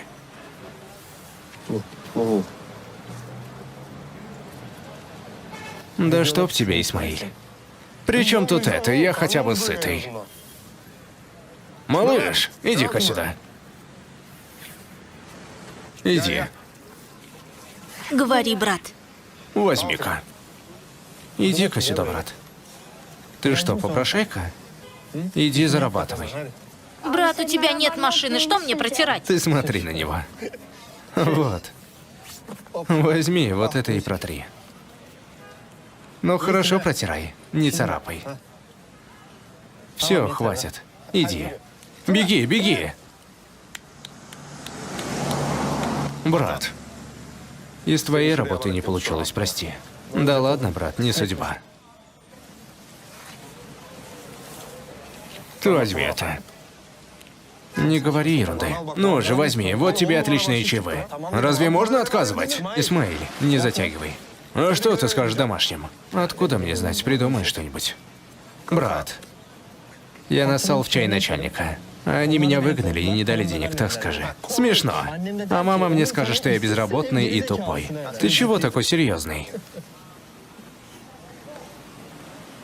Брат, как мы из этого выберемся? Тут еще армия есть. Кредит. Разве женщина будет так долго ждать? Стой, брат, стой. Давай сначала этот день переживем. Куда ты? Погуляли бы?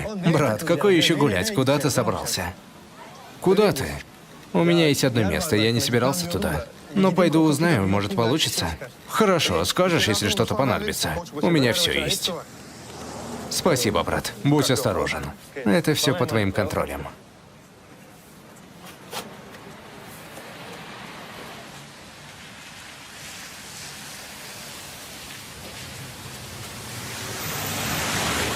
Дай мне это.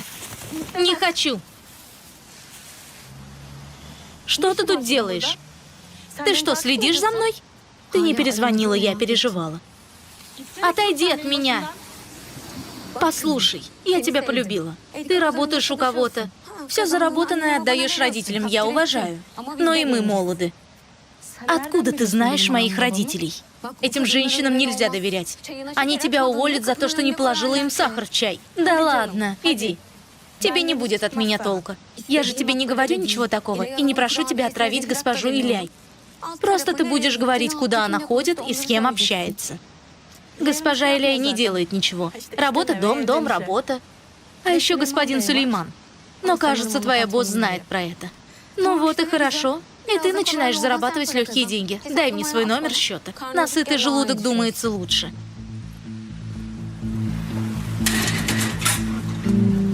Значит, по итогу это были вы? Да. Вы один из наших первых инвесторов. Пускай принесет благо. Тогда вы должны получить 15-дневную прибыль, 5%. Не так ли? Поздравляю. Спасибо. Пускай народ думает, упадет доллар или поднимется. Золото гарантированно 5% с такими агентами, как мы. Хорошие деньги. Хорошие деньги, но... При помощи других инструментов на долгосрочном можно заработать и больше. Есть еще один человек из основателей экономики, Джон Мейнард Кейнс. Он из Британии. Вот что он сказал. В конечном итоге мы все умрем. Важно то, что заработаете сегодня. Мы немного побеседовали с братом Махмудом, пока ты не пришел. Он немного нерешителен относительно того, оставаться ему или нет. Да, я немного разузнал, спросил знакомых. Я не очень убежден этим золотым делом. Я лучше заберу в этот раз деньги.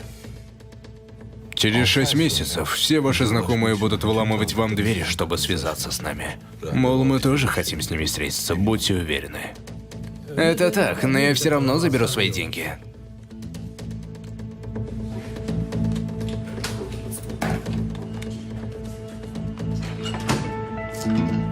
Здравствуйте, легкой работы. Спасибо. Поздравляю, заведение очень красивое получилось.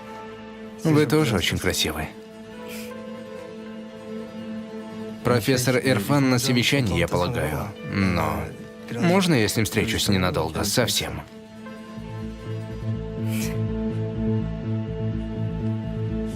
Да, я смотрю. Я верно помню, в вашем договоре 10% прибыли ежемесячно. Верно. Это значит, вы удвоите свои деньги за 10 месяцев вместе с прибылью. Почему вы отказываетесь от этого?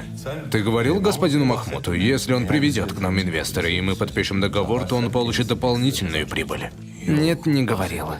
Нет. Господи. Я верно понял. Например, если я сейчас приведу своего Шурина, он тоже вложит деньги в это дело, и я заработаю дополнительно. Конечно, увеличатся рабочие мощности шахты, и это значит больше золота и больше денег. Но это касается только первых инвесторов, которые присоединились к нам в первый год. Инвесторам, которые присоединятся к нам в следующем году, не повезет так же, как вам. Послушайте, мы подготовили папку, сейчас объясню ситуацию. У нас все прозрачно. Вы можете найти всю информацию о всех инвестициях, шахтах и можете забрать ее с собой. Откройте, пожалуйста, 17-ю страницу. Посмотрите на 3-й абзац сверху. Там есть разъяснение. Я только что смотрел, его цены поднялись. Изучите эту таблицу, я сейчас же приду. Мерт, пойдем. Печенье. Без глютена и сахара, попробуйте, очень вкусные. Сейчас же приду. Профессор, послушайте. Шагай. Профессор, дайте мне секунду. Замолчи, ты за нами следишь, что ли? Позвольте объяснить. Сюда иди. Что ты хочешь? Профессор, я хочу с вами работать. Тут нет работы. Уходи. Профессор, я знаю, что вы создали все по системе Понзи. О чем ты говоришь? О чем ты? Я слышал, как вы разговаривали в туалете. Он считает это прибыльным делом. Он берет, потому что шахты есть. Если бы он узнал, что есть долги и не работает, думаешь, купил бы? Тип натравит на нас всех финансистов, всех адвокатов. Он спрашивает все лицензии, все документы. Что мы продадим? Систему Понзи? Я знаю о ситуации, вы же рассказали на уроке, профессор. Я безработный. У меня надежды нет и денег тоже. Я буду много работать, я вам очень пригожусь. Хватит, ты уходишь отсюда, оставь. Давай, шагай. Тут нет работы, давай, уходи. Ты уходишь отсюда. Давай.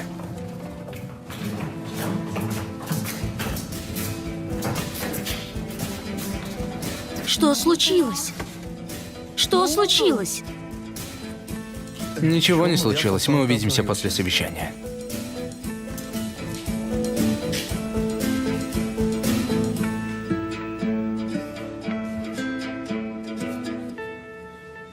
Как вы видите, это очень прибыльная система. Честное слово, вы меня убедили. Это дело очень прибыльное. Через пару месяцев я обязательно сделаю инвестицию в вас, обязательно. А сейчас вы забираете деньги, так? Вообще-то проблема вот в чем. Я дам сыну. Невестка уперлась, хочет купить дом. Вынужденно купим. И для этого нужны деньги. Я лучше всего пока заберу свои деньги. На вашем месте я бы взял кредит. Мы поможем вам с банком. К тому же оплатите с процентом, тут прибыль выше. И ваши деньги будут работать, и детям дом купите. Я не думаю брать кредит, спасибо. Я расстроен.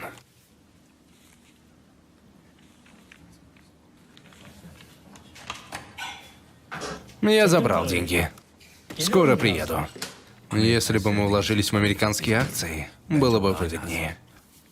Верно говоришь. Биржа выгоднее.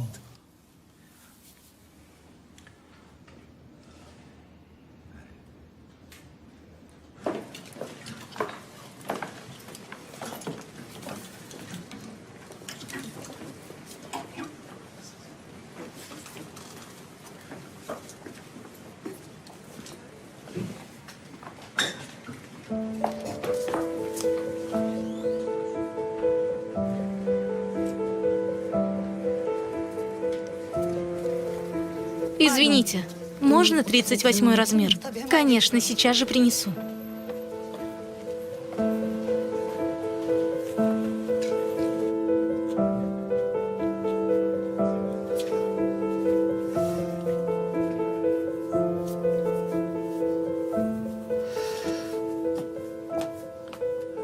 Так, села принести 40-й? Очень красиво села, не нужно. Извините.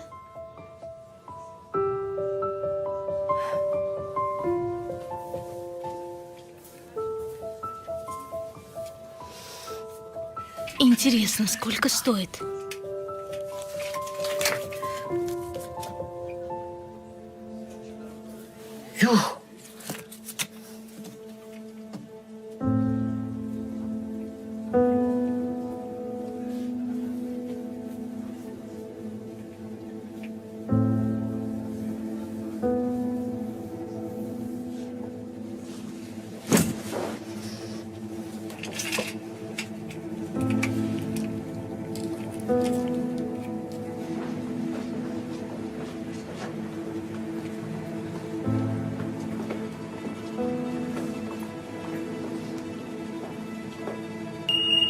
Курай!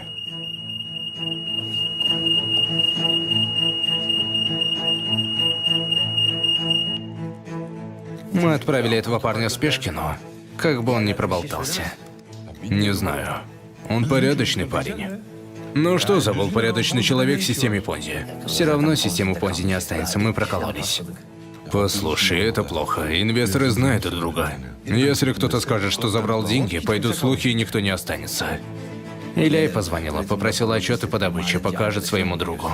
Я сказал, спроси у Ирфана, поменял тему. Господи боже. Эта девушка создаст нам проблему. Господин Фатих ждет. Сейчас же запустите. У нас есть первостепенные проблемы, давай. Что бы ни случилось, надо удержать их, иначе мы пропали. Давай, давай. Добро пожаловать.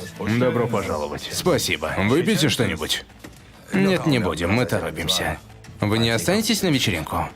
Нет, мы решили забрать свои деньги. Прошу, хотя бы чай попейте. Прошу. Прошу, господин Фатех, прошу. Система довольно прибыльная.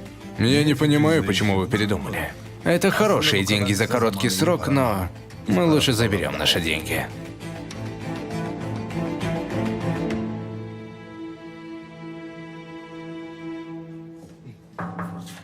Извините, что прервал вас, но это срочно. Здравствуйте, добро пожаловать. Джингис Сосаруглу позвонил, отправил деньги. И спрашивает, отправить ли остальное. Что скажете?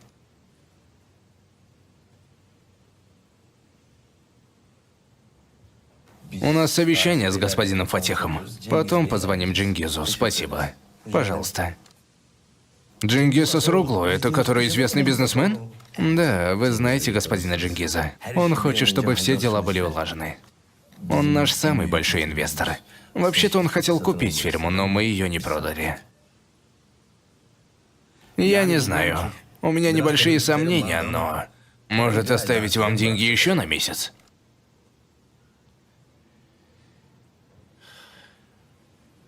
Как знаете. Мысли у всех сходятся. Тогда и для наших друзей организуйте встречу. Пускай они тоже придут и вложат деньги. Кратчайшие сроки. Мы же договаривались на 2%, да? С вкладов мы дадим вам каждый месяц 2% дохода, пока они будут в системе. Дай бог. Хорошо, спасибо. До встречи. До свидания. Большое спасибо. Заключили? Заходи-ка сюда. Что ты делаешь, по-твоему? Твое будущее омрачится. Что ты здесь делаешь? Профессор, я не делал ничего плохого. Слушай, маленький шакал.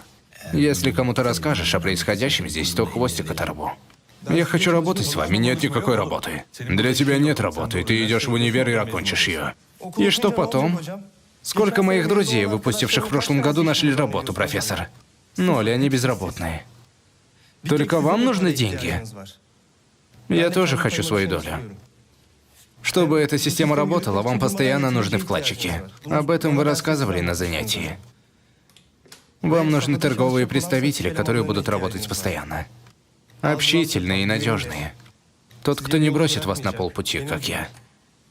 Привет. Иляй, добро пожаловать, как дела? Привет. Хорошо. Здравствуйте, я Мерт. Новый торговый представитель господина Ирфана. Правда? Да, Очень приятно. спасибо. Успехов. Поздравляю. Но мы же говорили, что вместе будем решать. Но если будете принимать решение, то предупреждайте меня. Господин Ирфан, где я буду работать?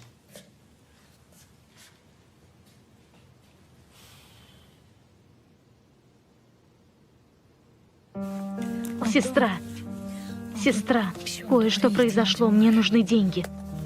Тебе нужно принести деньги, говорю же.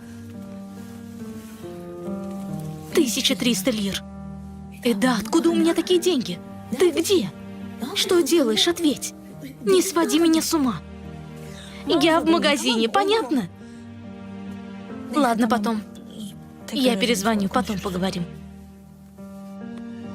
Возьми ее удостоверение и запиши, позвоним в полицию. Минутку, какая полиция? Не нужно полицию. Обещаю, я найду эти деньги, обещаю. Правда. Сможем ли мы получить эти деньги? Вот он и пришел.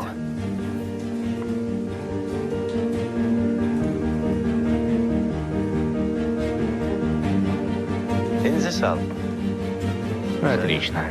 И цветы разместим туда. Как подать блюдо? Еще не приняли решение? Не знаю, госпожа. Эгомен, можно тебя? Госпожа спрашивает про блюдо. Эгомен, слушаю, госпожа. Как подать блюдо? Про блюдо знает твоя хозяйка, она все контролирует. Все готово, очень хорошо. Нет проблем, ладно? Я понял, как ты потратил деньги. Спрошу кое-что. Сколько мы оплатим за это все? А? Снова свои мрачные мысли? Пиши, профессор, пиши. Еда, напитки, обслуживание, оркестр. Вся организация. 20-25 будет. Что? 25? Очень вкусно. Попробуй. Оставь. Ты с ума сошел? 25 тысяч лир. Мы заплатили за эту глупость 25? Ирфан, что случилось? Цветы некрасивые.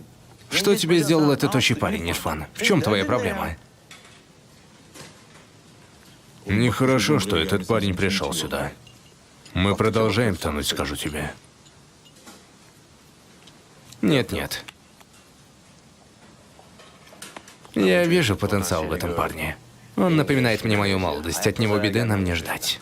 Я не про беды наши говорю. Я хорошо знаю этого парня. Этот путь — это наша жизнь, не для него. Это богатая жизнь не для него, я знаю.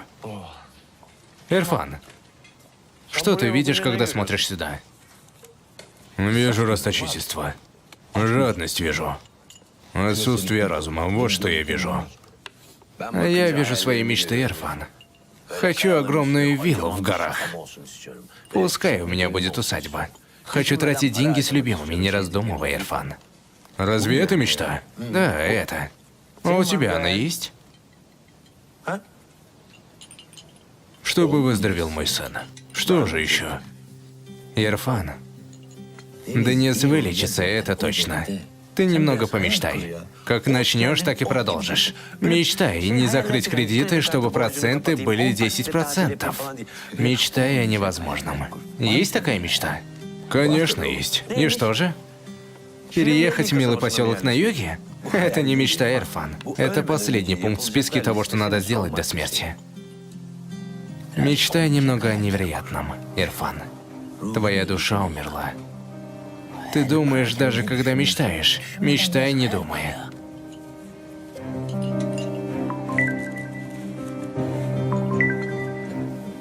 Мне нужно ответить на звонок.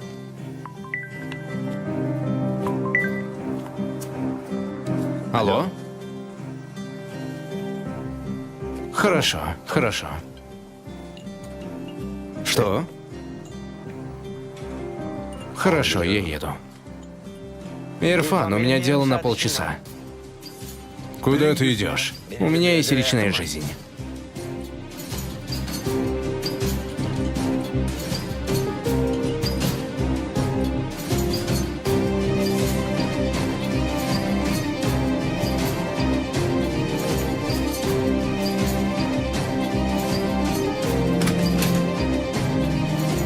Можете идти, ваш муж решил проблему.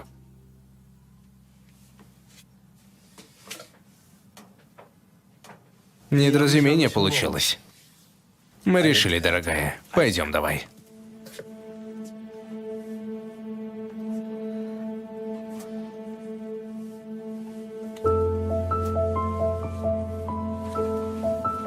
До свидания.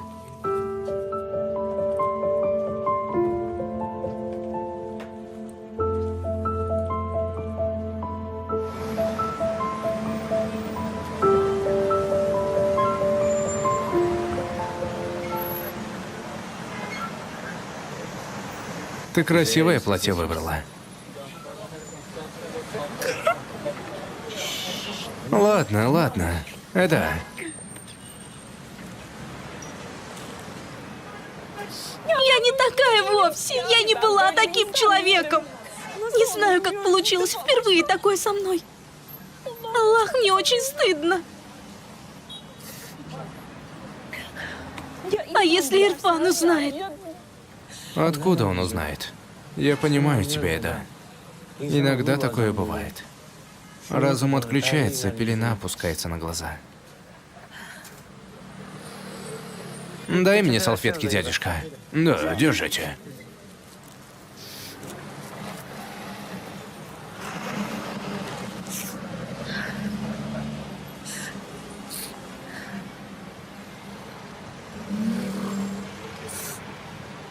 Не могу терпеть уже.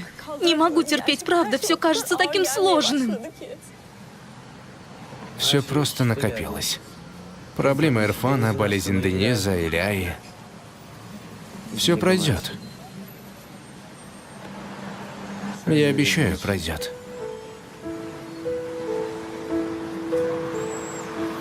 Ну ладно. Я пойду. Как? Ты столько всего сделала, чтобы предстать перед Иляей, а теперь отказываешься? К тому же, когда ты нашла такое красивое платье? Пошли, вставай давай. Вставай.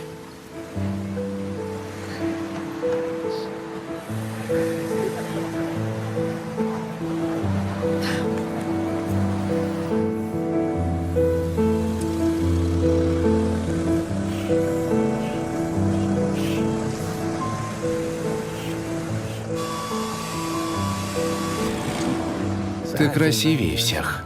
Мне кажется, чтобы быть красивой, тебе не нужен макияж или платье. Но если ты так будешь чувствовать себя увереннее, то уложи феном. И это возьми, а потом приезжай на вечеринку.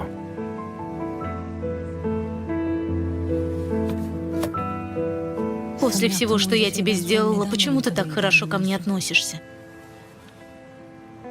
Я разве спрашиваю тебя, почему ты вместо Ирфана звонишь мне? Нет. Между старыми друзьями такое бывает. Возьми.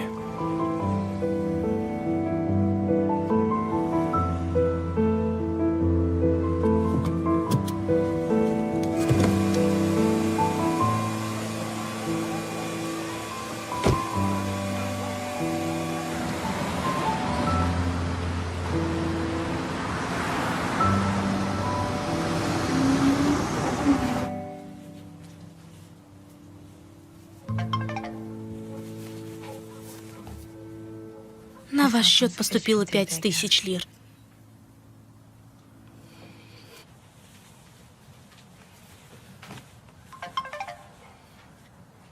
Пользуйся с удовольствием. Демет? Вытащи-ка мне отсюда черную обувь. Конечно, конечно, конечно. Которые вы хотите? Я не знаю, какие. Мне кажется, вот эти красивее, но, конечно, вам виднее. Хорошо, я возьму их. Эти тоже красивые. Да, очень красивые. Какой у тебя размер? 39. Нихир раньше приходила ко мне и спорила со мной, и в моем шкафу копалась. Все сумки, платья. Она только обувь не трогала, потому что у нее 38 размер. Она говорила, что во всем похожа на маму, и только ноги как лопата. А ты померь-ка вот эти. Нет, я не могу, госпожа Иляй, спасибо. Демет, возьми, пожалуйста. Я не могу, правда. Демет, возьми. И где мне это носить? Откуда мне знать? Где хочешь. Хочешь, одевай на работу. А хочешь, в выходные носи. Кто будет вмешиваться, забей. А потом напомни. Разберем немного этот шкаф. И ты себе что-нибудь возьми отсюда. Нихир ничего не берет, шкаф переполнен. Почему сегодня не получается? Вы что, поссорились с сестрой? Простите, я спросила прямо в лоб. Нет. Не в ссоре. Скажем так, мы не можем помириться с детства. Вы очень красивые. Спасибо. Но для этой вечеринки этого комплимента недостаточно. Мне не нравится. Казино «Адмирал X» дарит 1000 рублей за регистрацию на сайте admiral3xa.best.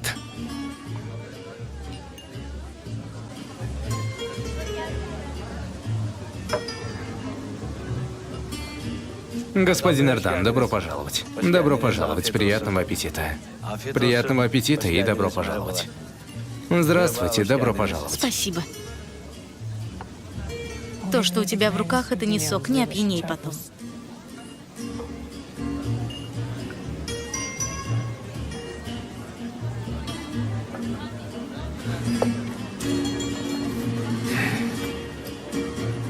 Ну, хоть расслабишься немного. По твоему лицу можно сказать, что тебя тут насильно держат. Не насильно, конечно, но вынужденно. Ты видишь эту женщину? Которая? Блондинка. То, что перед нами? Она занимается этим делом, только продала землю. У нее в руках есть деньги и не знает, куда их вложить. Мы немного поговорили, если сможешь ее убедить, она нам поможет. Как мне ее убедить? Не знаю, пусть это останется твоим талантом. Немного пофлиртуй. Может быть, поможет. Это же как рынок. Ну да ладно. Этот спрашивал про лицензию. Международное... Свидетельство. Именно это. Хорошо. Я сказала, что господин Ирфан уловил. Правильно сказала.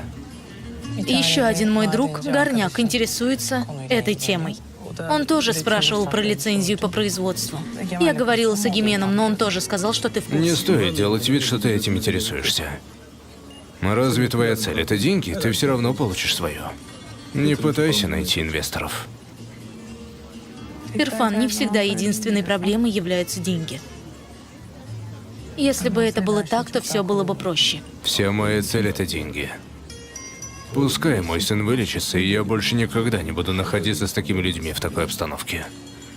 Ты снова много чего обещаешь. Видимо, это твоя привычка. Что тут сказать?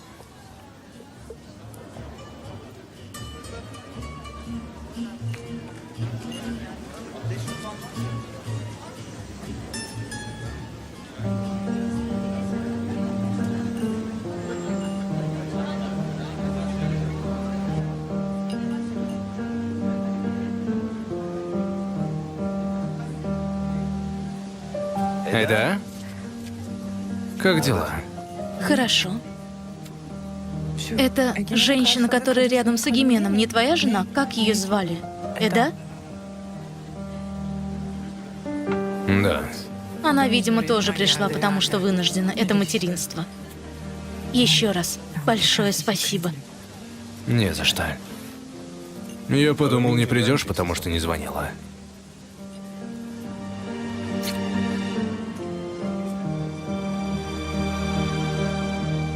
Здравствуйте.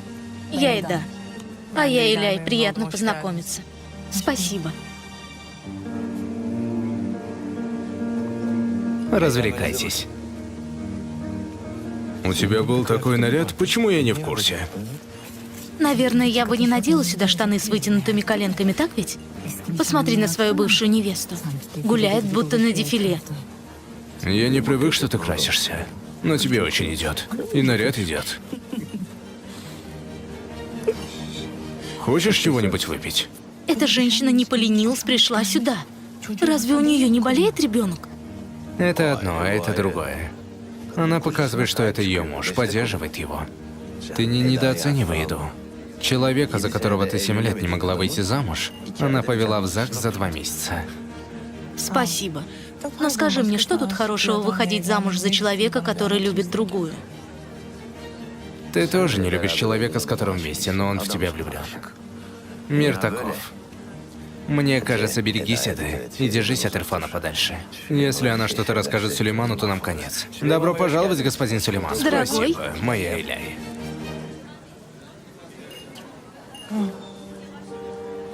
Смотри-ка, нравится ли тебе? Все отлично. Я посмотрела в интернете, у него 4 детей. Нам-то что? Ты хочешь посмотреть на офисы? Нет, и так хорошо.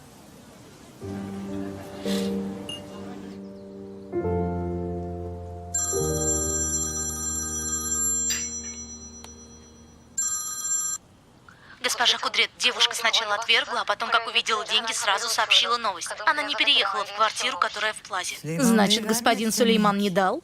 Нет, она переехала в другое место, сюда. Где это место? Вилла вашего городка с бассейном у самого въезда, вот такая. Только переехала, ее машина у ворот. Она дома, наверное. Если хотите, чтобы я поснимала, этого хватит, достаточно, достаточно. Мама! Слушаю, сынок. Смотри, кто здесь. Слушаю. Джинджер! Джинджер! Джинджер! Джинджер! Джинджер! Точно такой же. Смотри, даже уши такие. Откуда она взялась? В магазине показал фото Джинджера. Такая же порода. Зачем привел? Ты расстроилась, когда папа так поступил с Джинджером. Мне стало плохо. Но это же не Джинджер, сынок. Это просто собака. Джинджер был для меня как ребенок, сынок. Ты дал деньги за это и купил. А я нашла ее на улице. Ты Джинджера рожала, да? Это же собака. Сам ты! Будто родила. В этом доме мне был верен только Джинджер. Никому она не вредила. Вот так. Она была открытой. Как ты и твой отец. Она не держала в себе зло. Она умерла из-за той женщины. Твой отец из-за этой женщины предала тебя и меня, сынок.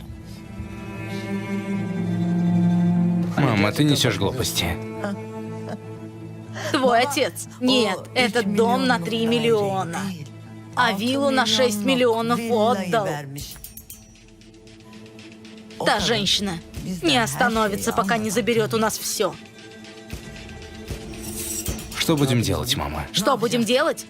Пойдешь и вернешь. Смотри, ребенка не вернешь. И деньгами не купишь. Что с другой проблемой, мама?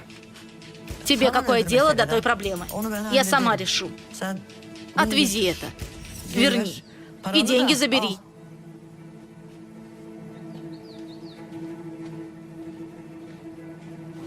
Эгомен, сфотографируй нас. Улыбнись немного. И еще вот так. Если хочешь, поедем домой. И Дениза поймаем, пока не уснул. И я о Денизе думаю. Познакомлюсь с господином Сулейманом, а потом домой. Хорошо, пойдем.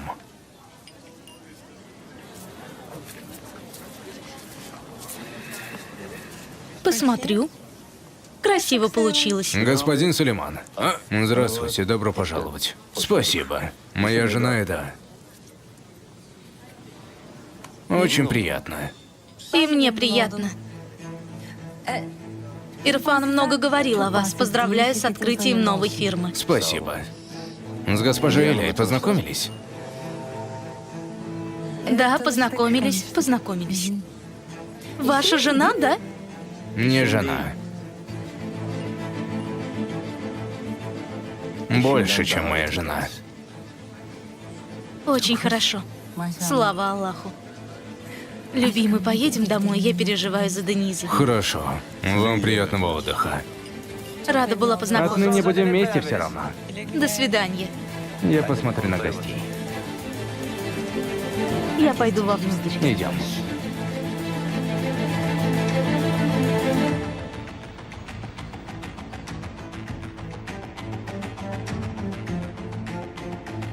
Невоспитанная.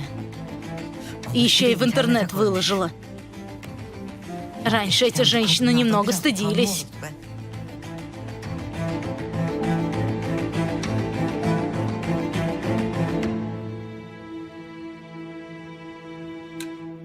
У моего отца был один приятель. 20 лет. Ставили палки в колеса друг другу. Потом кто-то вмешался. Он пришел, извинился перед отцом, они помирились. В ту ночь отец выстрелил в того человека. Как это, за то, что извинился? Нет. Кто-то точно бы выстрелил, отец додумался раньше. Не было смысла ждать, то есть. Не так ли? Значит, выиграет тот, кто начнет первым действовать. Делай, когда придет на ум. Ничего не поняла, госпожа Кудрет. Я тебе объясню. Держи.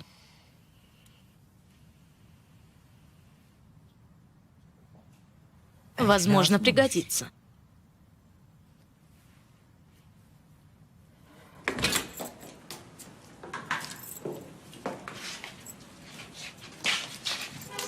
Папа? Сынок?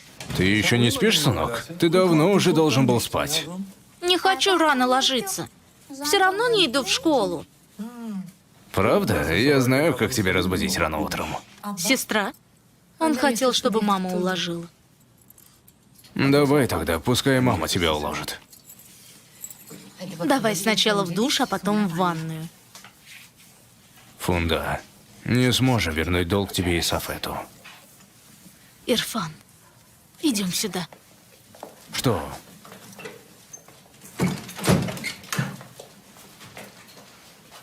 Ирфан, ты мне как родной брат.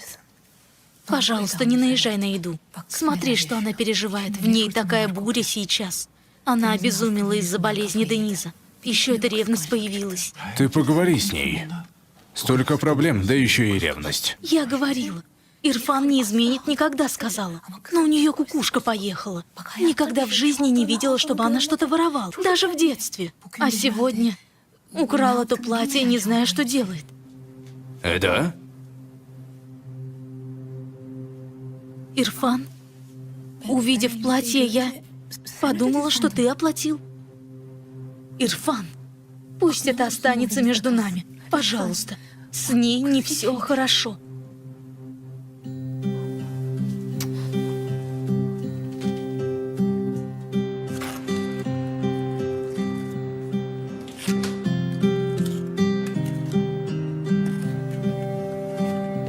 Не поднимешься наверх?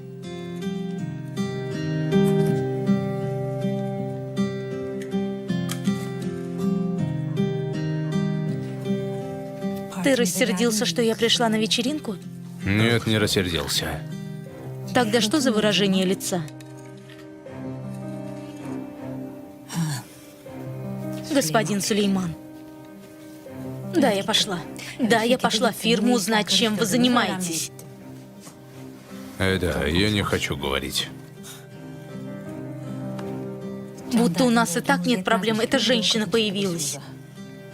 Из-за нее такое выражение лица. Не осталось покоя, как только она вошла в нашу жизнь. Сказал же, не хочу говорить, да. Оставишь меня в покое?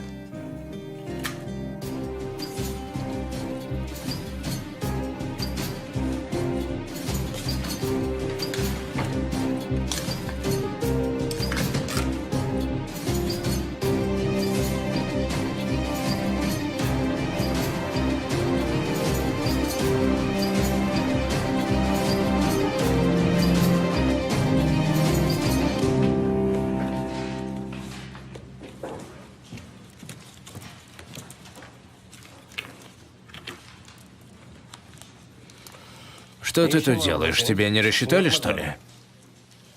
Господин Сулейман, можно еще раз поговорить? Пожалуйста, еще раз подумайте. Вы неправильно поняли, я не знала. Я поговорила с господином Хаканом. Он сказал, что для него нет проблем. Пожалуйста, я никому не говорила. Я лишь один раз говорю. Не утруждай меня, дочка. Найдешь другую работу, дай бог. К тому же так будет лучше для всех. Я так решил.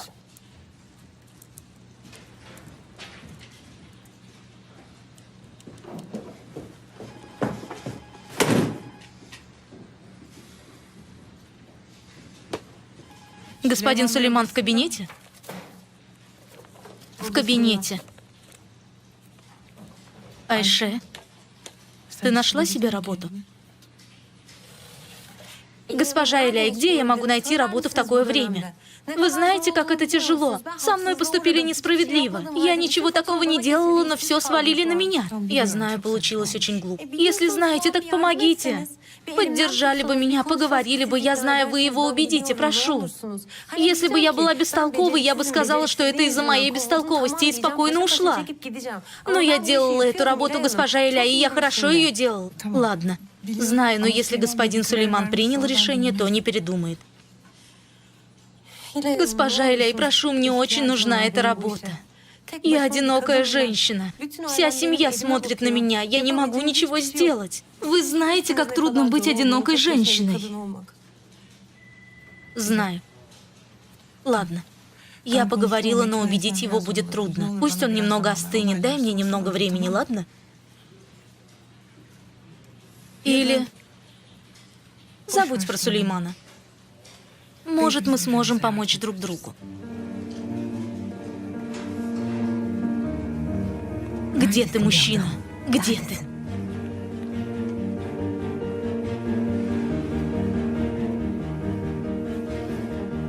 Ирфан, где ты? Я позвонила, отправила сообщение, ты не перезвонил. Пожалуйста, перезвони, Денис спрашивает про тебя.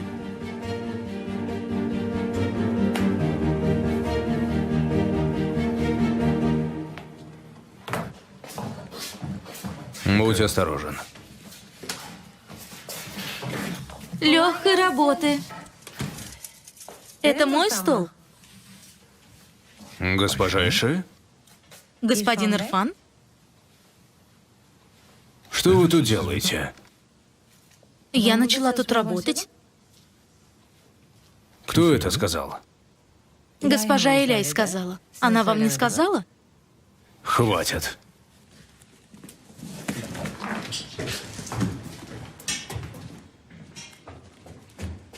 Нет, я с ума сойду, это невозможно. Теперь еще и эта девушка появилась.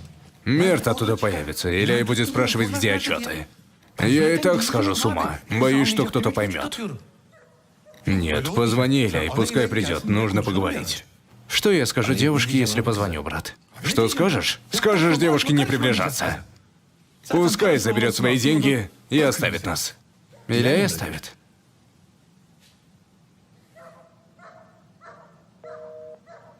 Нет, занято. Послушай, Ирфан, или мы открыто скажем Иляе, что ее путь не путь по системе Понзи, или она сама поймет. Что лучше?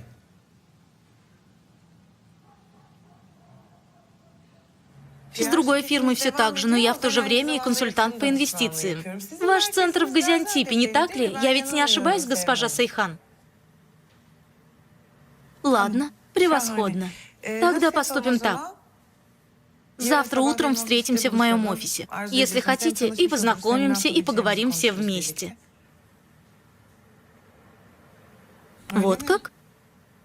Ах, Господи, вы не можете перенести? Ладно, эта новость гораздо лучше. Тогда вечером увидимся в офисе. Я сейчас отправлю вам адрес. Спасибо большое. Пока-пока. Госпожа Кудрет проверила. Что теперь будем делать?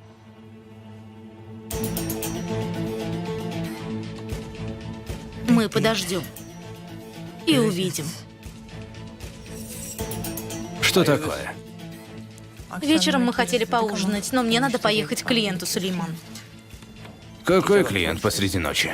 У женщины завтра утром самолет в Антеп. Что поделать? Мне надо пойти еще в офис прибраться. Оставь эту рекламную работу. Твоя работа тут уже готова.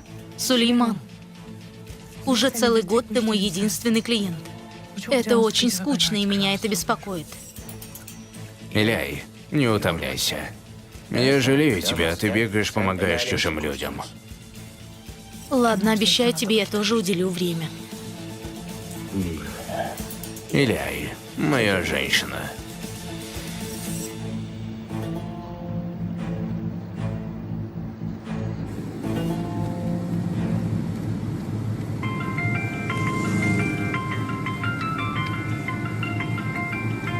Слушаю. Иляй, это я. Где ты? Нам надо увидеться. Я в пробке, Ирфан. Еду в офис в Левент. Говори. Что ты делаешь? Как ты могла взять Эши на работу, не спросив меня? Я с этим не согласен. Вот как? Но ты взял на работу Мерта, не спросив меня. Это я основал эту фирму. Что хочу, то и делаю. К тому же ты не сможешь пойти против меня, заручившись поддержкой Сулеймана. Может быть, ты основал фирму, Ирфан, но я тебе нужна. Я твой партнер. Ясно? Ты не понимаешь, во что ты ввязалась. Нам надо сейчас же увидеться, я еду в офис. Ирфан, я сейчас правда не в состоянии заниматься тобой. Ладно, я тороплюсь, вешаю трубку. Послушай, Ирфан, или мы открыто скажем Иляе, что ее путь не по системе Понзи, или она сама поймет. Слушаю, да. Где ты, Ирфан? У меня есть одно дело, буду через час. Какое дело? Ты не дома? Да.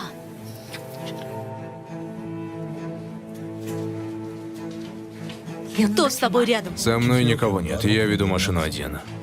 Ирфан, куда ты едешь? С кем ты встречаешься? Скажи, пожалуйста. Да, я один за рулем, я вешаю трубку. Куда ты вешаешь, Ирфан? Не вешай, не вешай! Не вешай! Проклятие! Ложись, ладно? Проклятие. Племянник.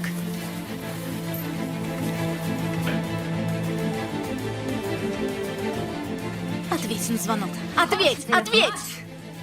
Что ты делаешь, Ида? Ты с ума сошла? Да, сошла. Сошла. Ирфан свел меня с ума. Свел с ума. Ясно? Что Ирфан тебе сделал? Он сказал тебе пойти украсть платье и попадись? Ирфан даже мало делает. Если бы Софет был на его месте, он бы меня выставил. Что ты сказала? Ты ему сказала? Увидев на тебе платье, я решила, что Ирфан приехал и купил и заплатил. Я думала, он знает об этом воровстве. Что ты сделала, сестра? Что ты сделала? Как ты могла? Как ты могла такое сделать? Как ты могла сказать? Откуда мне знать? Я думала, ты сказала Ирфану. К тому же, если он тебя не спас, кто избавил тебя от всех людей? Фунда? Как ты забрала это платье? Ты сумасшедшая! Денис. Что ты делаешь? Что ты делаешь? Что будет дальше? Еще одно платье? Мой Что ты милый. еще украла? Иди скажи. Иди скажи, избавь меня, и будешь рада за меня. Хну зажжешь. Да, хватит. Что хватит? Мой львенок. Давай, иди смотри мультфильм, а я сейчас приду, ладно? Давай.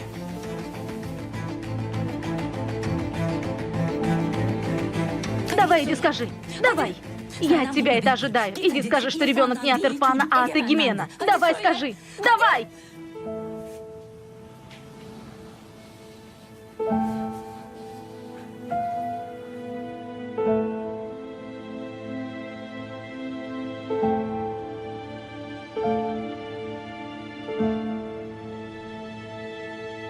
Ты разобрался? Разобрался, госпожа. Как только она включит лампу, дело сделано, да? Хорошо.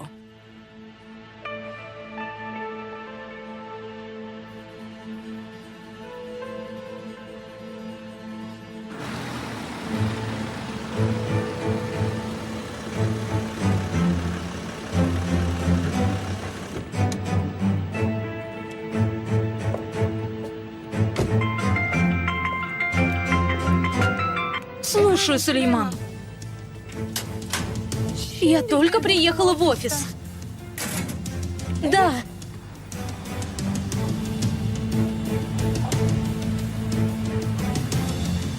Посмотрю, в каком состоянии. Я уже давно не приезжаю.